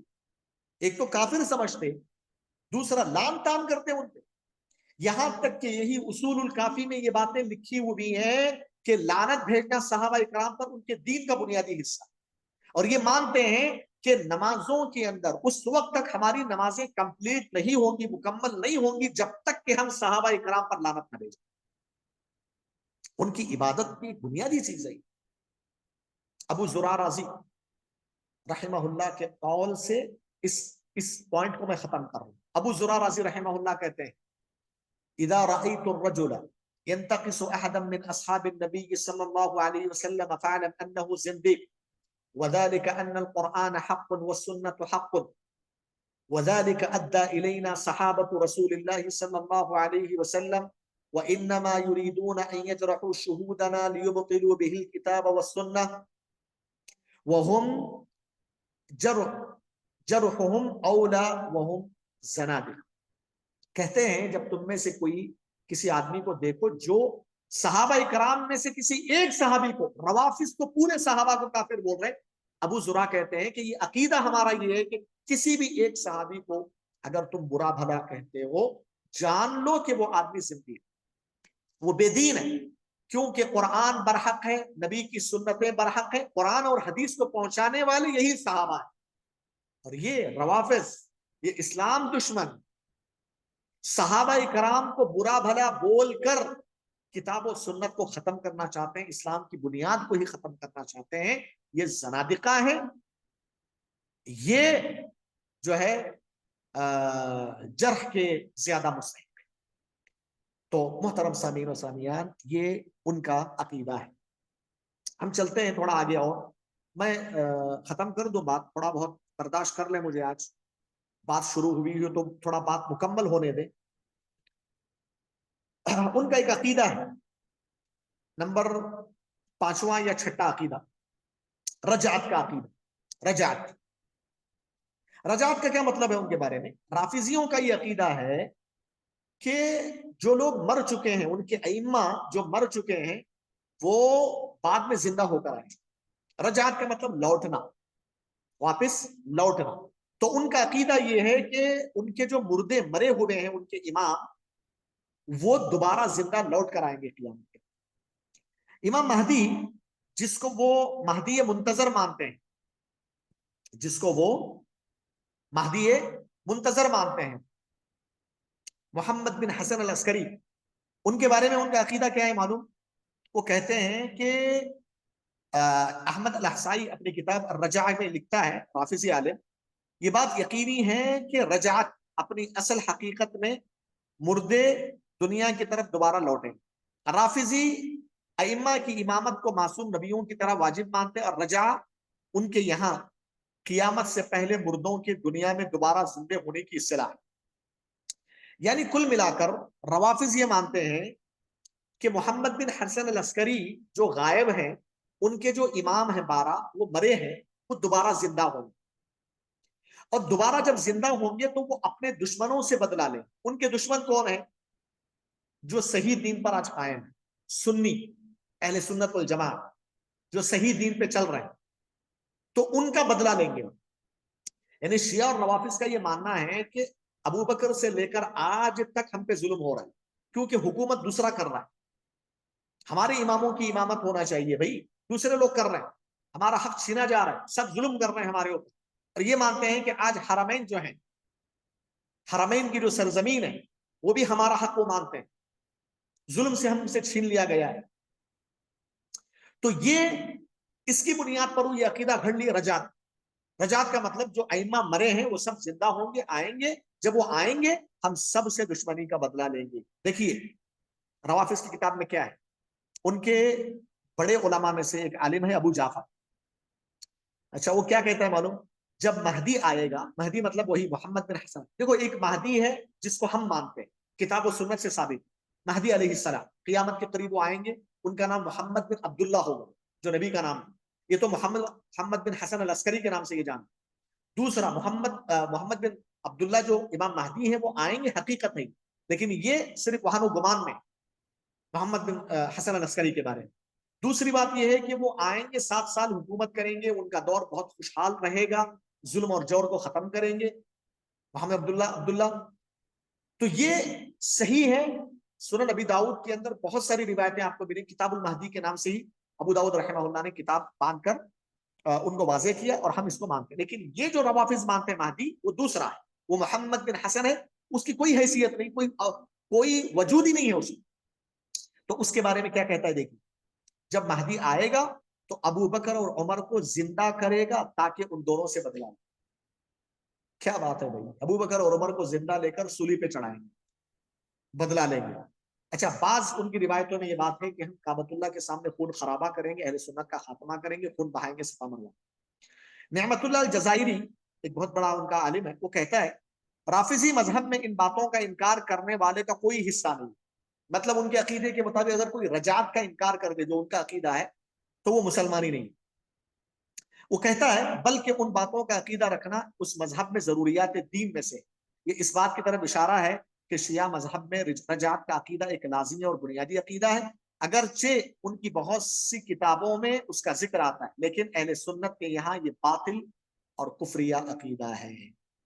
तो यही रजात का अकीदा ही इस उम्मत पर उनके खतरे को जाहिर करता है, क्योंकि वो अंबिया और अइम्मा को के लौटने का अकीदा रखते हैं ताकि वो उम्मत पर हुकूमत करें और उनके दुश्मनी से बदला। आखिरी छठा या सातवां अकीदा उनका तकिया का अकीदा है। तकिया का अकीदा, तकिया क्या है? तकिया का मुख्तसर खुलासा ये है उनका अकीदा, तकिया का मतलब छुपाना, दिल में किसी चीज को छुपाने को तकिया बोलते हैं। तकिया का साधा सीधा मतलब रवाफिज का ये है कि लोगों के सामने सही अकीदे को जाहिर किया जाए, मुसलमानों के सामने मुसलमान बनकर पेश हुआ जाए, इस्लाम का इजहार किया जाए, लेकिन दिल के अंदर राफिजियों की जो बातिल अकीदे हैं अल्लाह के बारे में, उनको छुपाया जाए। ظاہر میں اپنے آپ کو یہ کہنا کہ ہم صحیح لوگ ہیں، ہم اسلام کی طرف مائل ہیں، ہم اسلام کی سربلندی چاہتے ہیں، فلاح، لیکن دل میں کفری عقیدے، صحابہ کے بارے میں دشمنی، اللہ کے بارے میں برے عقیدے چھپا، اس کو تقیہ بولتے ہیں۔ آپ اگر علماء کرام کہتے ہیں کہ بھئی روافض آج کے منافقین، روافض کون ہیں؟ آج کے منافقین کیا کرتے تھے نبی صلی اللہ علیہ وسلم کے دور میں؟ اسلام کو ظاہر کرتے تھے نبی صلی اللہ علیہ وسلم کے سامنے، صحابہ کے سامنے، کیوں؟ تاکہ ان کی جان بچ جائے، ان کا مال بچ جائے، ان کی عزت و آبرو محفوظ ہو جائے، کیونکہ جب کافر ہوں گے تو پھر کافر سے تو لڑائیاں ہوں گی، غزوات، مریں گے وہ، تو اب اس سے بچانے کے لیے وہ بزدل قوم کیا کرتی تھی؟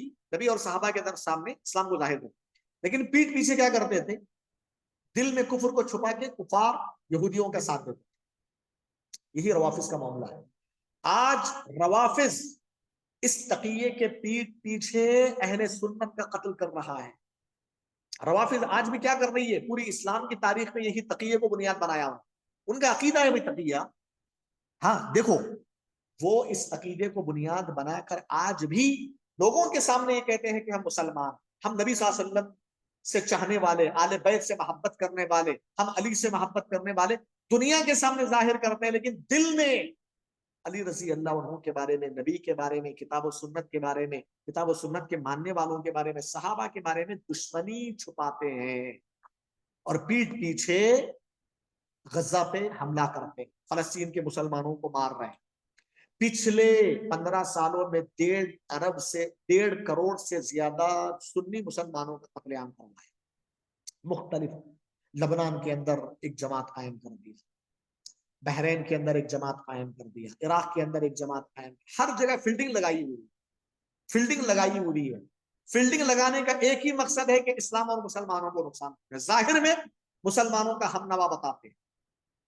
آج اگر ایران اسرائیل پہ حملہ کر رہا ہے تو یہ نہیں ہے کہ وہ مسلمانوں کی خیر خواہی کے لیے کر رہا ہے، بھائی وہ تو اپنی دکان بچانے کے لیے کر رہا ہے نا، تاکہ اس کی حکومت، اس کا ایران ختم نہ ہو جائے۔ آج لوگ جو ہے ایران کو بڑا ہیرو سمجھ رہے ہیں کہ بھائی اسرائیل پہ حملہ کرنے کی کسی عرب کی ہمت نہیں ہوئی، ایران کرنا، جھوٹ ہے یہ سب غلط لوگ ہیں۔ میں صرف ان سے ایک سوال کرنا چاہتا ہوں، جاہلو بتاؤ، اگر ایران اسلام اور مسلمانوں کی وجہ سے، ان کی حمایت میں اسرائیل پہ آج حملہ کر رہا ہے، بتاؤ 5,000 پچھلے کچھ سالوں میں، پچھلے کچھ عرصے میں غزہ کے مسلمانوں کو قتل عام کیا گیا، اس وقت کیوں بمباری نہیں کیا وہ اسرائیل؟ وہ مر رہے تھے نا، بچے بلک رہے ہیں، آج بھی یتیم بنے ہیں، بیوہ ہو گئی ہیں عورتیں، بے گھر بے سہارا ہیں، رہنے کے لیے گھر نہیں، نماز پڑھنے کے لیے مسجدیں نہیں ہیں۔ کہاں گئی تھی اسلام کی حمایت؟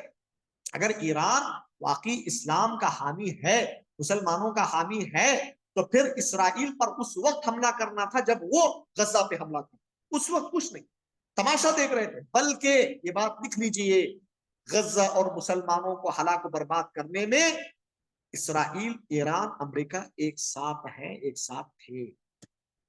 یہ الگ بات ہے کہ اب اللہ تعالیٰ دشمنوں کو لڑا رہا ہے آپس میں۔ ایران بھی کبھی مسلمان اور اسلام کے حق میں کبھی نہیں رہا۔ میں نے کہا رافضیوں کی تاریخ بہت سیاہ ہے میرے بھائی، بہت سیاہ ہے۔ شیخ الاسلام ابن تیمیہ رحمہ اللہ نے کہا ان اشد الناس ضررا علی الاسلام والمسلمین الروافض، کہ سب سے زیادہ اسلام اور مسلمانوں کا نقصان کرنے والا اگر کوئی فرقہ ہے تو وہ روافض ہے۔ وہ روافض حقیقت اسلام کی تاریخ پڑھ کے اٹھا کے، جنگ جمل، جنگ صفین، 90 ہزار لوگ مارے گئے، کبھی خوارج کی شکل میں ظاہر ہوئے، کبھی باطنیت کی شکل میں، کبھی حسینیت کی شکل میں، ہر تاریخ کے دور میں انہوں نے اسلام اور مسلمانوں کا نقصان کیا ہے، آج بھی کر رہے ہیں۔ غزہ پہ حملہ کرنے میں ایران کا پورا ساتھ ہے، لیکن آج اگر وہ لڑائی کر رہا ہے تو وہ اسلام کے لیے تھوڑی نہ کر رہا ہے بھائی، وہ تو اپنی سیاست چمکانے کے لیے، اپنی دکان بچانے کے لیے۔ بلکہ ایران تو یہ چاہتا ہے کہ پوری عرب کی ممالک ہمارے کنٹرول میں آ جائے۔ بعض لوگ یہ بھی کہہ رہے ہیں، آج وہ اسرائیل کو ڈرا رہا ہے، جو بھی وہ کر رہا ہے اسرائیل پہ حملہ کر، یہ بتانے کے لیے کہ پاور اتنا ہے، ہم اصل ہیں، ہم طاقتور ہیں، تاکہ وہ عرب ممالک کو اپنے قبضے میں کر کے وہ رافضیت کو پوری دنیا میں آن۔ بہت خطرناک مقاصد ہے۔ آج کے جو ایران کے جو روافض ہیں وہ یہی ہیں، یہی عقیدے کے حامل ہیں، وہ آپ سمجھ رہے ہیں؟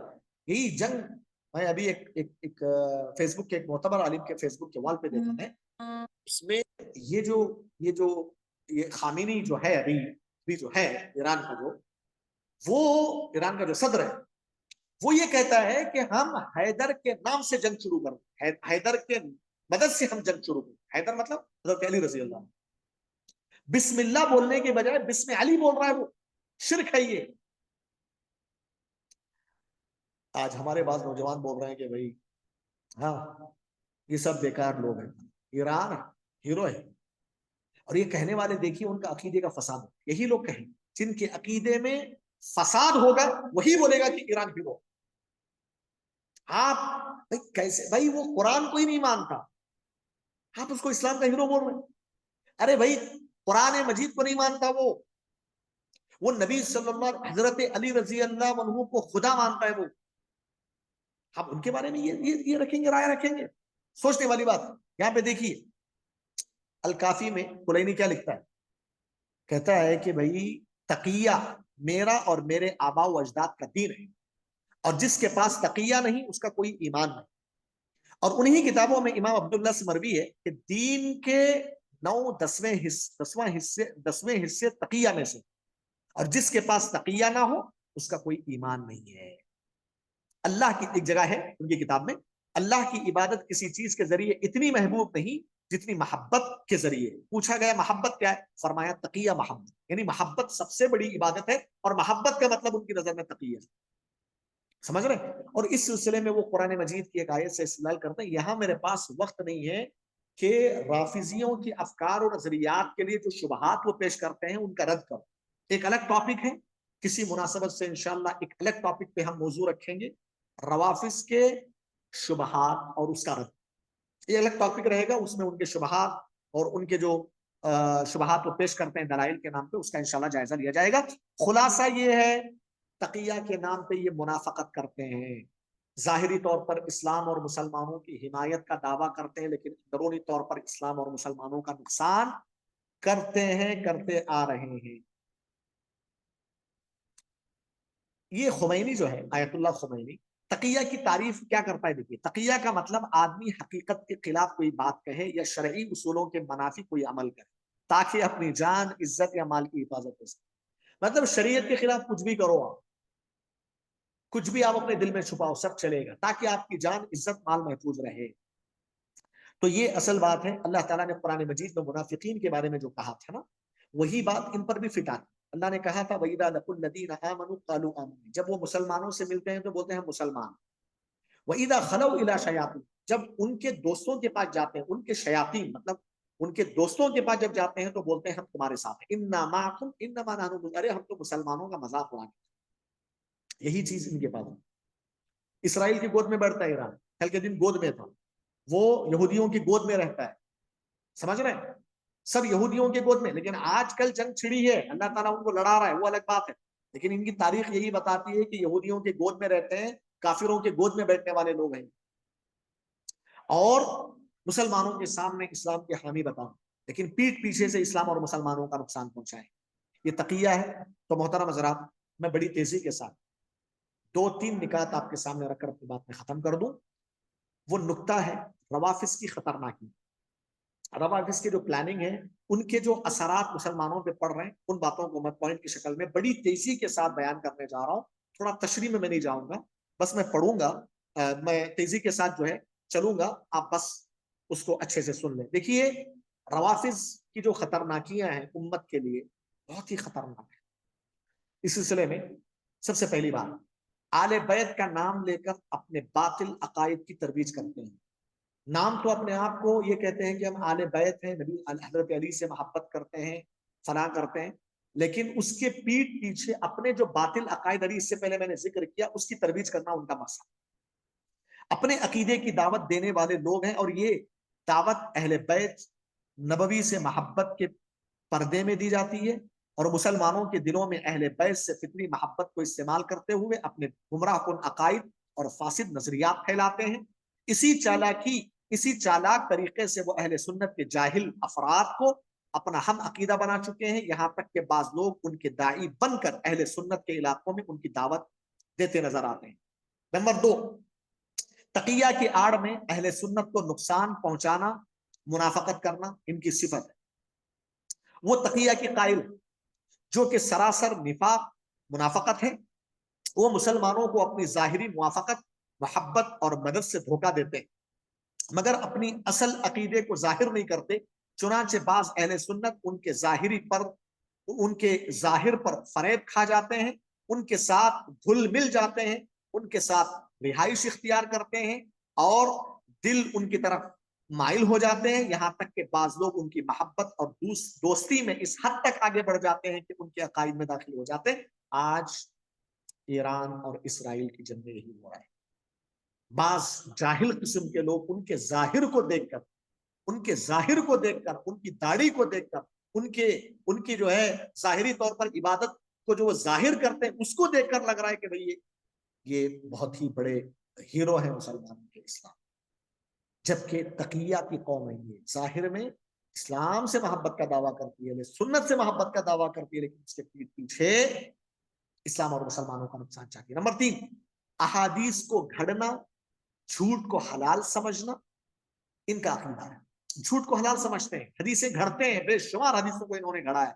وہ نقل و روایت اور خبروں میں جھوٹ بولتے ہیں اپنے عقیدے کی حمایت کے لیے، جھوٹ کو حلال سمجھتے ہیں اس لیے کہ ان کی کتابیں جھوٹی اور من گھڑت روایات سے بھری ہوئی ہیں جو کہ نبی کریم صلی اللہ علیہ وسلم اور اہل بیت کے ائمہ کی طرف منسوب کی گئی ہیں، بلکہ انہوں نے اپنے باطل نظریات کو ثابت کرنے اور بدعتوں کو فروغ دینے کے لیے اللہ کی کتاب قرآن میں بھی تحریف اور تبدیلی کا دعویٰ کیا۔ اسی وجہ سے انہوں نے بعض عام لوگوں کو دھوکہ دیا اور ان کے دین کی بنیادوں میں شبہات پیدا کی۔ نمبر 4، نئے طریقے اختیار کر کے رنگ بدل کر اہل سنت کو دھوکہ دیتے ہیں۔ یہ لوگ، یہ منافق لوگ ہیں، یہ جہاں بھی جاتے ہیں ان کے ہوتے ہیں، کبھی یہودیوں کی گود میں چلے جائیں گے، کبھی نصرانیوں کی گود میں چلے جائیں گے، کبھی کسی کے گود میں چلے جائیں گے، رنگ بدلتے رہتے ہیں، بدل کر کیا کرتے ہیں؟ اہل سنت کو نقصان پہنچانے کی کوشش کرتے ہیں۔ آپ دیکھیے ان کی تاریخ بڑی پڑی ہے۔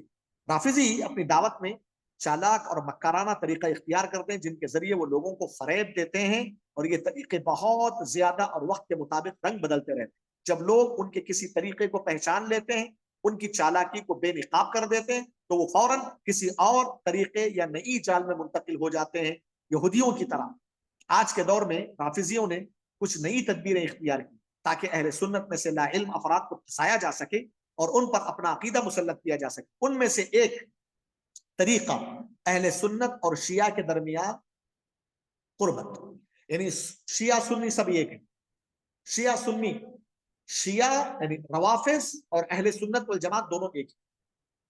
اصل یہ دعویٰ ظاہر کچھ لوگوں کو اچھا لگتا ہے، یار چھوڑو اختلاف ختم کرو، سب ایک متحد ہوں، شیعہ سنی ایک نام تو لیتے ہیں لیکن اس کے پیٹ پیچھے اتحاد نہیں چاہتے ہوئے، وہ اتحاد ہو بھی نہیں سکتا۔ ان کا عقیدہ غلط ہے، سنت کا عقیدہ غلط ہے، عفواً اہل سنت کا عقیدہ الگ ہے، ان کا عقیدہ الگ ہے، دونوں کیسے ہو سکتے ہیں؟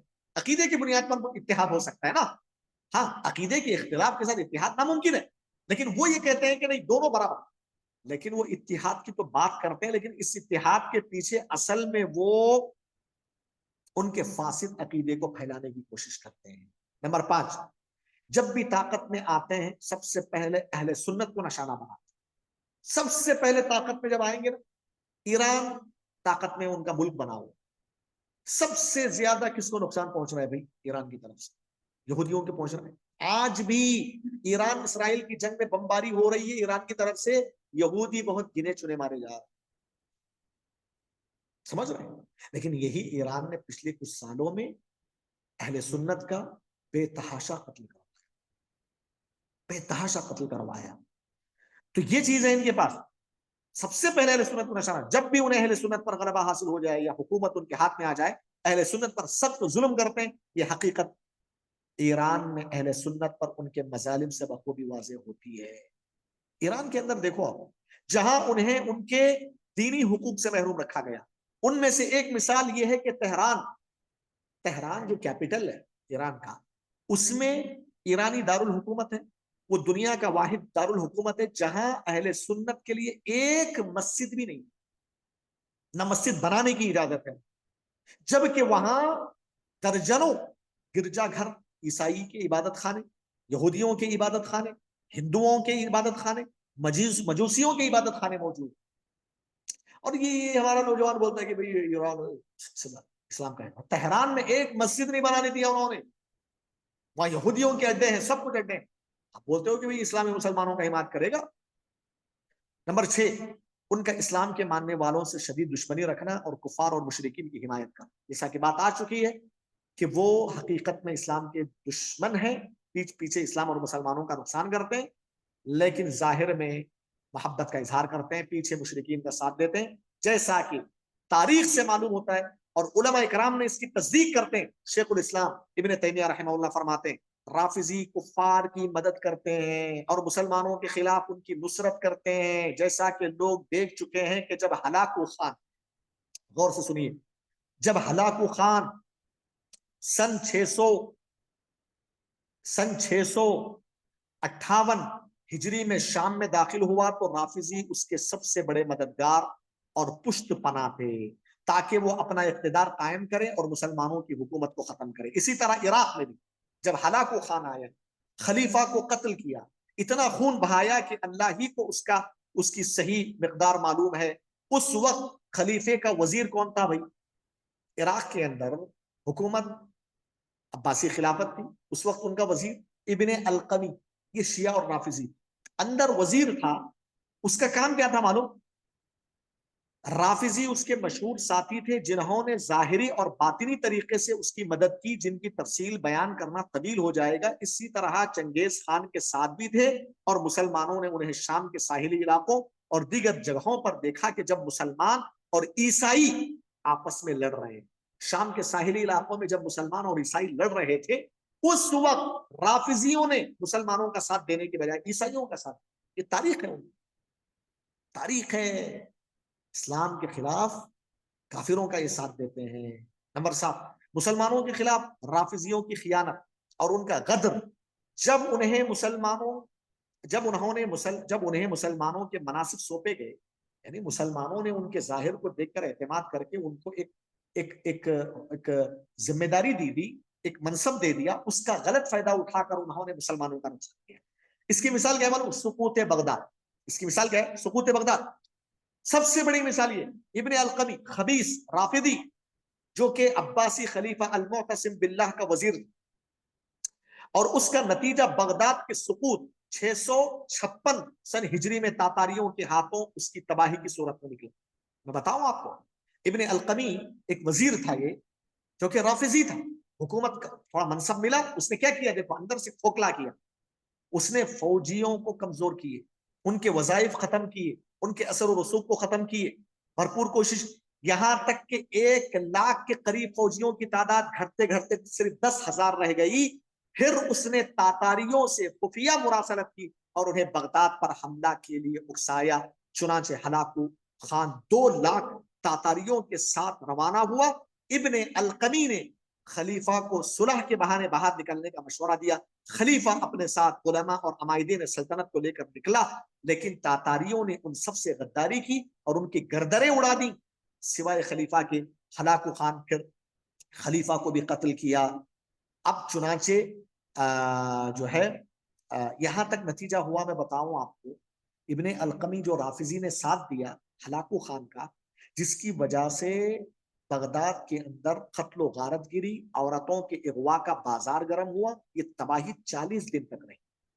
کہا جاتا ہے کہ ہلاکو خان نے مقتولین جو قتل کیے گئے تھے مسلمان، اس کی گنتی کروائی تو 18 لاکھ تک، 18 لاکھ تک مسلمانوں کو قتل کیا گیا۔ اس کا ہلاکو خان کا ساتھ دینے والا ابن القمی رافضی تھا۔ اور جو لوگ، اور وہاں پہ کیا ہوا، دجلہ، جو نہر دجلہ تھی، اس میں سلف صالحین کی کتابوں کو اس میں ڈال دیا گیا۔ تو یہ اتنا خطرناک نقصان، سقوط بغداد ایک لمبی تاریخ ہے، سقوط بغداد، اس میں سقوط بغداد میں یہی رافضیوں کا ہاتھ تھا۔ نمبر 8، عصر حاضر میں رافضیوں کے خطرناک مقاصد میں شامل ہے ایران میں خمینی کے رافضی انقلاب کو اسلامی انقلاب کے نام سے دنیا کے مسلمانوں تک پہنچانا۔ اب بہرحال میں بتایا، معذرت برداشت کر لیں، تھوڑی بہت باقی بات رہ گئی ہے۔ خمینی نے اسلامی انقلاب کا آغاز کیا، اصل 1979 1979 کے اندر یہ انقلاب پیدا کیا گیا. مسئلہ یہ تھا کہ اس وقت ایران کے اندر بادشاہی حکومت چلتی تھی. تو اب یہ خمینی جو تھا، ایک خمینی تھا، اس نے اسلامی انقلاب کے نام سے تحریک شروع کی تھی. وہ یہ کہتا تھا کہ بھائی ایران کے اندر بادشاہی حکومت نہیں چاہیے، جمہوری حکومت چاہیے. اس نے کوشش کی لیکن ناکام ہوا، اس کو جلا وطن کر دیا گیا. بعد میں وہ جا کر کیا کیا، اس انقلابی تحریک جو کہ بادشاہی حکومت ختم کر کے جمہوری حکومت لانے کے لیے، اس نے مختلف جگہوں پر مختلف ممالک کے اندر اس نے فیلڈنگ جمع کر فیلڈنگ لگا دی.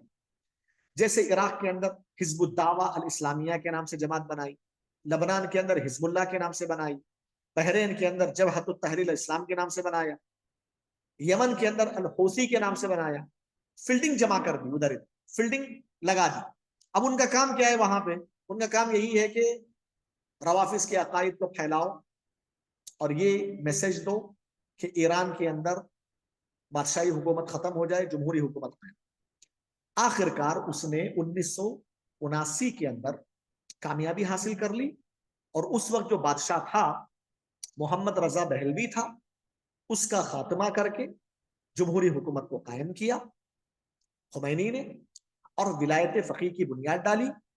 ولایت فقیہ کی پیٹ پیچھے اس نے یہ پورے شیعہ اور روافظ کو میسج دیا کہ اب پوری دنیا کے اندر چاہے بحرین ہو، لبنان ہو، عرب ممالک ہوں یا دوسرے ممالک ہوں، ہم پھیل جانا چاہیے. ہم کو اپنے عقائد کی نشر و اشاعت کر کے ایک اچھی ٹیم تیار کر لینا چاہیے، تاکہ جو مہدی منتظر ہے نا، محمد بن حسن العسکری جو آئیں گے، ان کے ساتھ ہم جمع ہو کر ہمارے ظلم کا بدلہ لیں گے، اہل سنت کا حق. آج بھی ایران اسی پہ چل رہا ہے. وہ اسلام اور مسلمانوں کی تائید میں کچھ نہیں کر رہا. آج وہ اسرائیل کو کے خلاف بمباری بھی کر رہا ہے نا، وہ اپنی حمایت کے لیے کر رہا ہے، اپنی سیفٹی کے لیے کر رہا ہے، کیونکہ ان کا مقصد یہ ہے کہ پوری دنیا کے اندر ہم مختلف جگہوں پر حاوی ہو اور ہماری ایک اچھی ٹیم تیار ہو، اور مہدی منتظر جب آئیں گے تو ان کے ساتھ مل کر تمام اہل سنت کا صفایا کر دیا جائے اور ہماری حکومت قائم ہو. ہمارے نقش قدم پر سارے لوگ ہماری افکار و نظریات کے حامل ہو. یہ خطرناک مقصد ہے رافضیوں کا اور ایران کا. نمبر 9، رافضیت کو پوری دنیا میں پھیلانا. جیسا کہ میں نے بتایا کہ رافضی یہ چاہتے ہیں کہ پوری دنیا میں اس کو پھیلائیں. آپ جانتے ہیں نا کہ اہل علم نے یہ بات لکھی ہے، آج بھی ایران کے پیٹرول اور تیل سے جو آمدنی آتی ہے، اس کا 5واں حصہ شیعیت اور رافضیت کے پھیلاؤ میں لگایا جاتا ہے. بھائی آج ایران بہت بڑا پیسہ خرچ کر رہا ہے پوری دنیا میں. مقصد یہ ہے کہ رافضیت کو پھیلایا جائے، رافضیت کے عقائد پھیلے، اور اس طریقے سے ان کی ٹیم تیار ہو، مضبوط ہو. یہ سب کچھ جو کر رہے ہیں، وہ اتنا پیسہ خرچ کر رہے ہیں، فیلڈنگ لگائی ہوئی ہے سب جگہ اپنے عقائد کے نشر و اشاعت. یہ جو خمینی تھا ان کا امام، اس کے وصیت پر عمل کرتے ہیں. اس نے کیا کہا تھا؟ تبلیغ صرف وزارت ارشاد کی ذمہ داری نہیں، بلکہ یہ علماء، خطباء، مصنفین اور فنکاروں کی سب سے بڑی ذمہ داری ہے. وزارت خارجہ کو چاہیے کہ وہ اپنے سفارت خانوں کے ذریعے تبلیغی مواد فراہم، تبلیغی مطلب رافضیوں کے غلط عقائد پر مشتمل تبلیغی مواد فراہم کرے، تاکہ دنیا کو اسلام کا نورانی چہرہ دکھایا جا سکے. ایک رافضی عالم کہتا ہے قم نجف، جو کہ ایک علاقے ہیں، وہاں کے شیعہ کا مقصد پورے حجاز، شام، یمن اور عراق پر قبضہ کرنا. دیکھو کیا کہتا ہے وہ، حجاز میں مکہ، مدینہ، طائف، یہ تمام چیزیں آ گئی. شام، یمن، عراق پر قبضہ کرنا ان رافضیوں کا مقصد، اور ان کے اسلامی دنیا کی قیادت سنبھالنا ان کا مقصد. ان کی کتابوں میں لکھا ہے، ان کا عقیدہ ہی ہے، اور ان کے عقیدے کو پھیلانا. نمبر 10، رافضیوں کا موجودہ دور میں میڈیا کے وسیع مواقع سے بھرپور فائدہ اٹھانا. حقیقت میں آج رافضی اپنے غلط عقائد کو پھیلانے کے لیے، اپنا قبضہ جمانے کے لیے مختلف طریقوں سے سوشل میڈیا کا بھرپور استعمال کرتے ہیں. تو آپ دیکھیے سوشل میڈیا میں یہ یہودیوں کا، اکثر میڈیا تو یہودیوں کا ہے، اور یہودیوں میں بھی یہ رافضی بہت سارے ہیں جو سوشل میڈیا کے ذریعے سے فیس بک، واٹس ایپ وغیرہ وغیرہ میں اپنے عقیدے کی نشر و اشاعت بڑے زوروں سے کر رہے ہیں، تاکہ ان کے عقیدے عام ہوں اور ان کی حمایت کرنے والے زیادہ ہوں، تاکہ وہ اپنے مقاصد، اپنے برے مقاصد میں کامیاب ہو سکے. آخری نقطہ بتا کر اپنی بات ختم کر دوں. اہل سنت والجماعت کے جو کبار علماء ہیں ان علماء کا رافضی کے بارے میں کیا موقف ہے؟ اس سلسلے میں دیکھیے حضرت علی رضی اللہ تعالیٰ عنہ کا قول یہ ہے، یہ بات ثابت ہے کہ حضرت علی رضی اللہ عنہ نے رافضہ اور دیگر شیعہ فرقوں کے اقوال کا انکار کیا اور ان میں سے جسے پایا اس کو سزا دی۔ علی رضی اللہ عنہ کے دور میں یہ لوگ شروع ہوئے تھے، یہ عبداللہ ابن سبا یہودی اور دیگر لوگ تھے نا، اس وقت حضرت علی کو خدا ماننے لگ گئے تھے، اللہ تعالیٰ۔ جب حضرت علی رضی اللہ عنہ کو معلوم ہوا تو بلا کر ان کو جلا دیا۔ عبداللہ ابن عباس کہتے ہیں کہ اگر میں ہوتا تو ان کو قتل کر دیتا۔ تو علی رضی اللہ عنہ نے جب کبھی بھی یہ شیعہ اور روافض کے غلط نظریات اور عقائد کو دیکھا، انہوں نے فوراً اس کو سزا دی اور یہاں تک کہ جلا بھی ڈالا۔ اس کا مطلب یہ ہے کہ بھئی حضرت علی سے یہ بولتے ہیں کہ حضرت علی ہمارے ہیں، فلاں ہیں، حضرت علی خود ان سے اعلان برات کا اظہار کر چکے۔ اسی طریقے سے شیخ الاسلام ابن تیمیہ رحمۃ اللہ علیہ حضرت علی رضی اللہ عنہ کے اقوال کی شرح کرتے ہوئے کہتے ہیں کہ حضرت علی رضی اللہ عنہ کے اقوال سے یہ پتہ چلتا ہے کہ یہ روافض 3 گروہ میں بڑھ گئے۔ پہلا گروہ وہ تھا جو حضرت علی رضی اللہ عنہ کے بارے میں غلو کرتا تھا، جیسا کہ وہ حضرت علی رضی اللہ عنہ کو اللہ مانتا، اللہ کا درجہ دے دیا تھا، تو حضرت علی نے ایسے لوگوں کو جلا دیا۔ ابن تیمیہ کہتے ہیں دوسرا گروہ وہ تھا جو ابو بکر رضی اللہ عنہ کو گالیاں دیتا تھا اور ان کا سردار عبداللہ ابن سبا یہودی تھا۔ جب یہ بات حضرت علی رضی اللہ عنہ کو معلوم ہوئی تو انہوں نے اسے قتل کروانے کا ارادہ کیا، مگر وہ بھاگ گئے۔ تیسرا گروہ ابن تیمیہ کہتے ہیں کہ وہ جو حضرت علی کو حضرت ابو بکر اور عمر پر فضیلت دیتا، حضرت علی نے ان سے فرمایا جو کوئی تم میں سے مجھے، حضرت علی کا کہنا ہے، جو تم میں سے کوئی مجھے ابو بکر اور عمر پر فضیلت دے گا تو میں اس کو جھوٹی تہمت کی حد لگاؤں، یعنی جھوٹا الزام لگانے کی جو سزا ہے نا میں وہ نافذ کروں۔ خود حضرت علی رضی اللہ عنہ بولتے تھے کہ جو کوئی مجھے ابو بکر اور عمر پر فضیلت دے گا میں اس پر سزا قائم کروں گا۔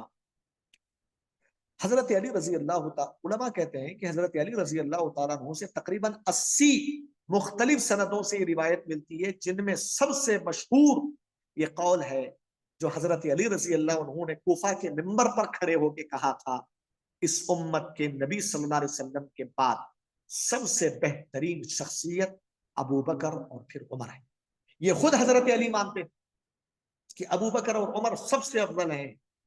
شیخ الاسلام ابن تیمیہ رحمہ اللہ فرماتے ہیں، کیا فرماتے ہیں؟ میں اس کتاب کے اندر یہ قول گزر چکا، منہاج السنہ نبویہ میں کیا کہتے ہیں، میں اس کتاب میں روافض کی مذمت، ان کے جھوٹ کو واضح کرنے اور ان کی جہالت کو بیان کرنے کے متعلق جو کچھ ذکر کر رہا ہوں وہ ان کے تھوڑے سے حصے کے بارے میں ہے جنہیں میں جانتا ہوں، ان میں سے اکثر کے بارے میں کچھ نہیں جانتا اور ان کے شر کی تفصیل بھی مجھے معلوم نہیں، یہاں تک کہ انہوں نے کہا، یعنی ابن تیمیہ نے کہا، اللہ بہتر جانتا ہے اور اللہ گواہ ہے کہ میں نے اسلام سے منسوب تمام فرقوں میں ان سے بڑھ کر بدعت، گمراہی، جھوٹ، ظلم، کفر، فسق، فجور اور نافرمانی کے قریب تر کوئی قوم نہیں دیکھی اور ایمان کی حقیقت سے زیادہ دور بھی کوئی نہیں دیکھا۔ محترم سامعین و سامعات، شیخ الاسلام ابن تیمیہ نے کہا بدعت کو فروغ دینے میں روافض کا بڑا کردار ہے۔ میں ایک چیز یہاں بتا دو رک کے، آج پوری دنیا کے اندر جتنی بھی بدعتیں وجود میں آئیں، عید میلاد النبی،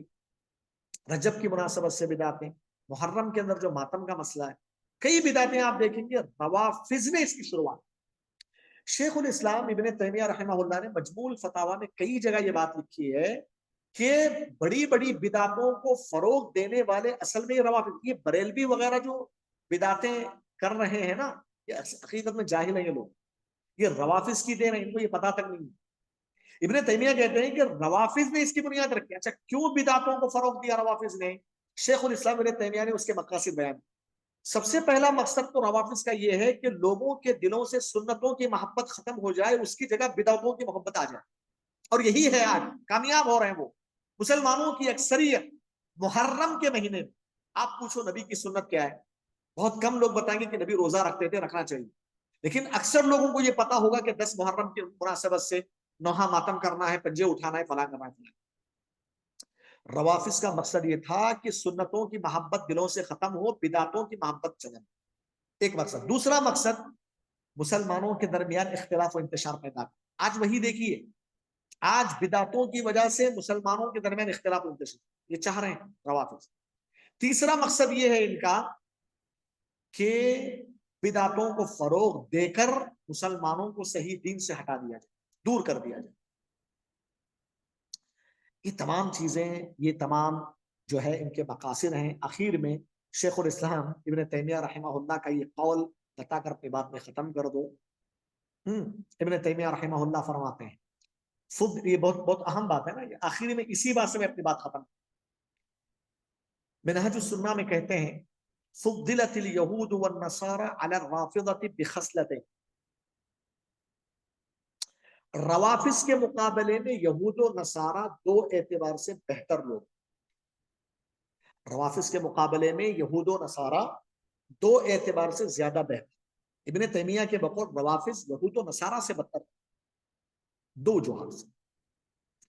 سئلت الیہود من خیر اہل من خیر اہل ملت، جب یہودیوں سے پوچھا گیا تمہارے مذہب میں سب سے بہترین انسان کون ہے، انہوں نے کہا موسیٰ علیہ السلام کے ساتھی، موسیٰ علیہ السلام پر ایمان لانے والے۔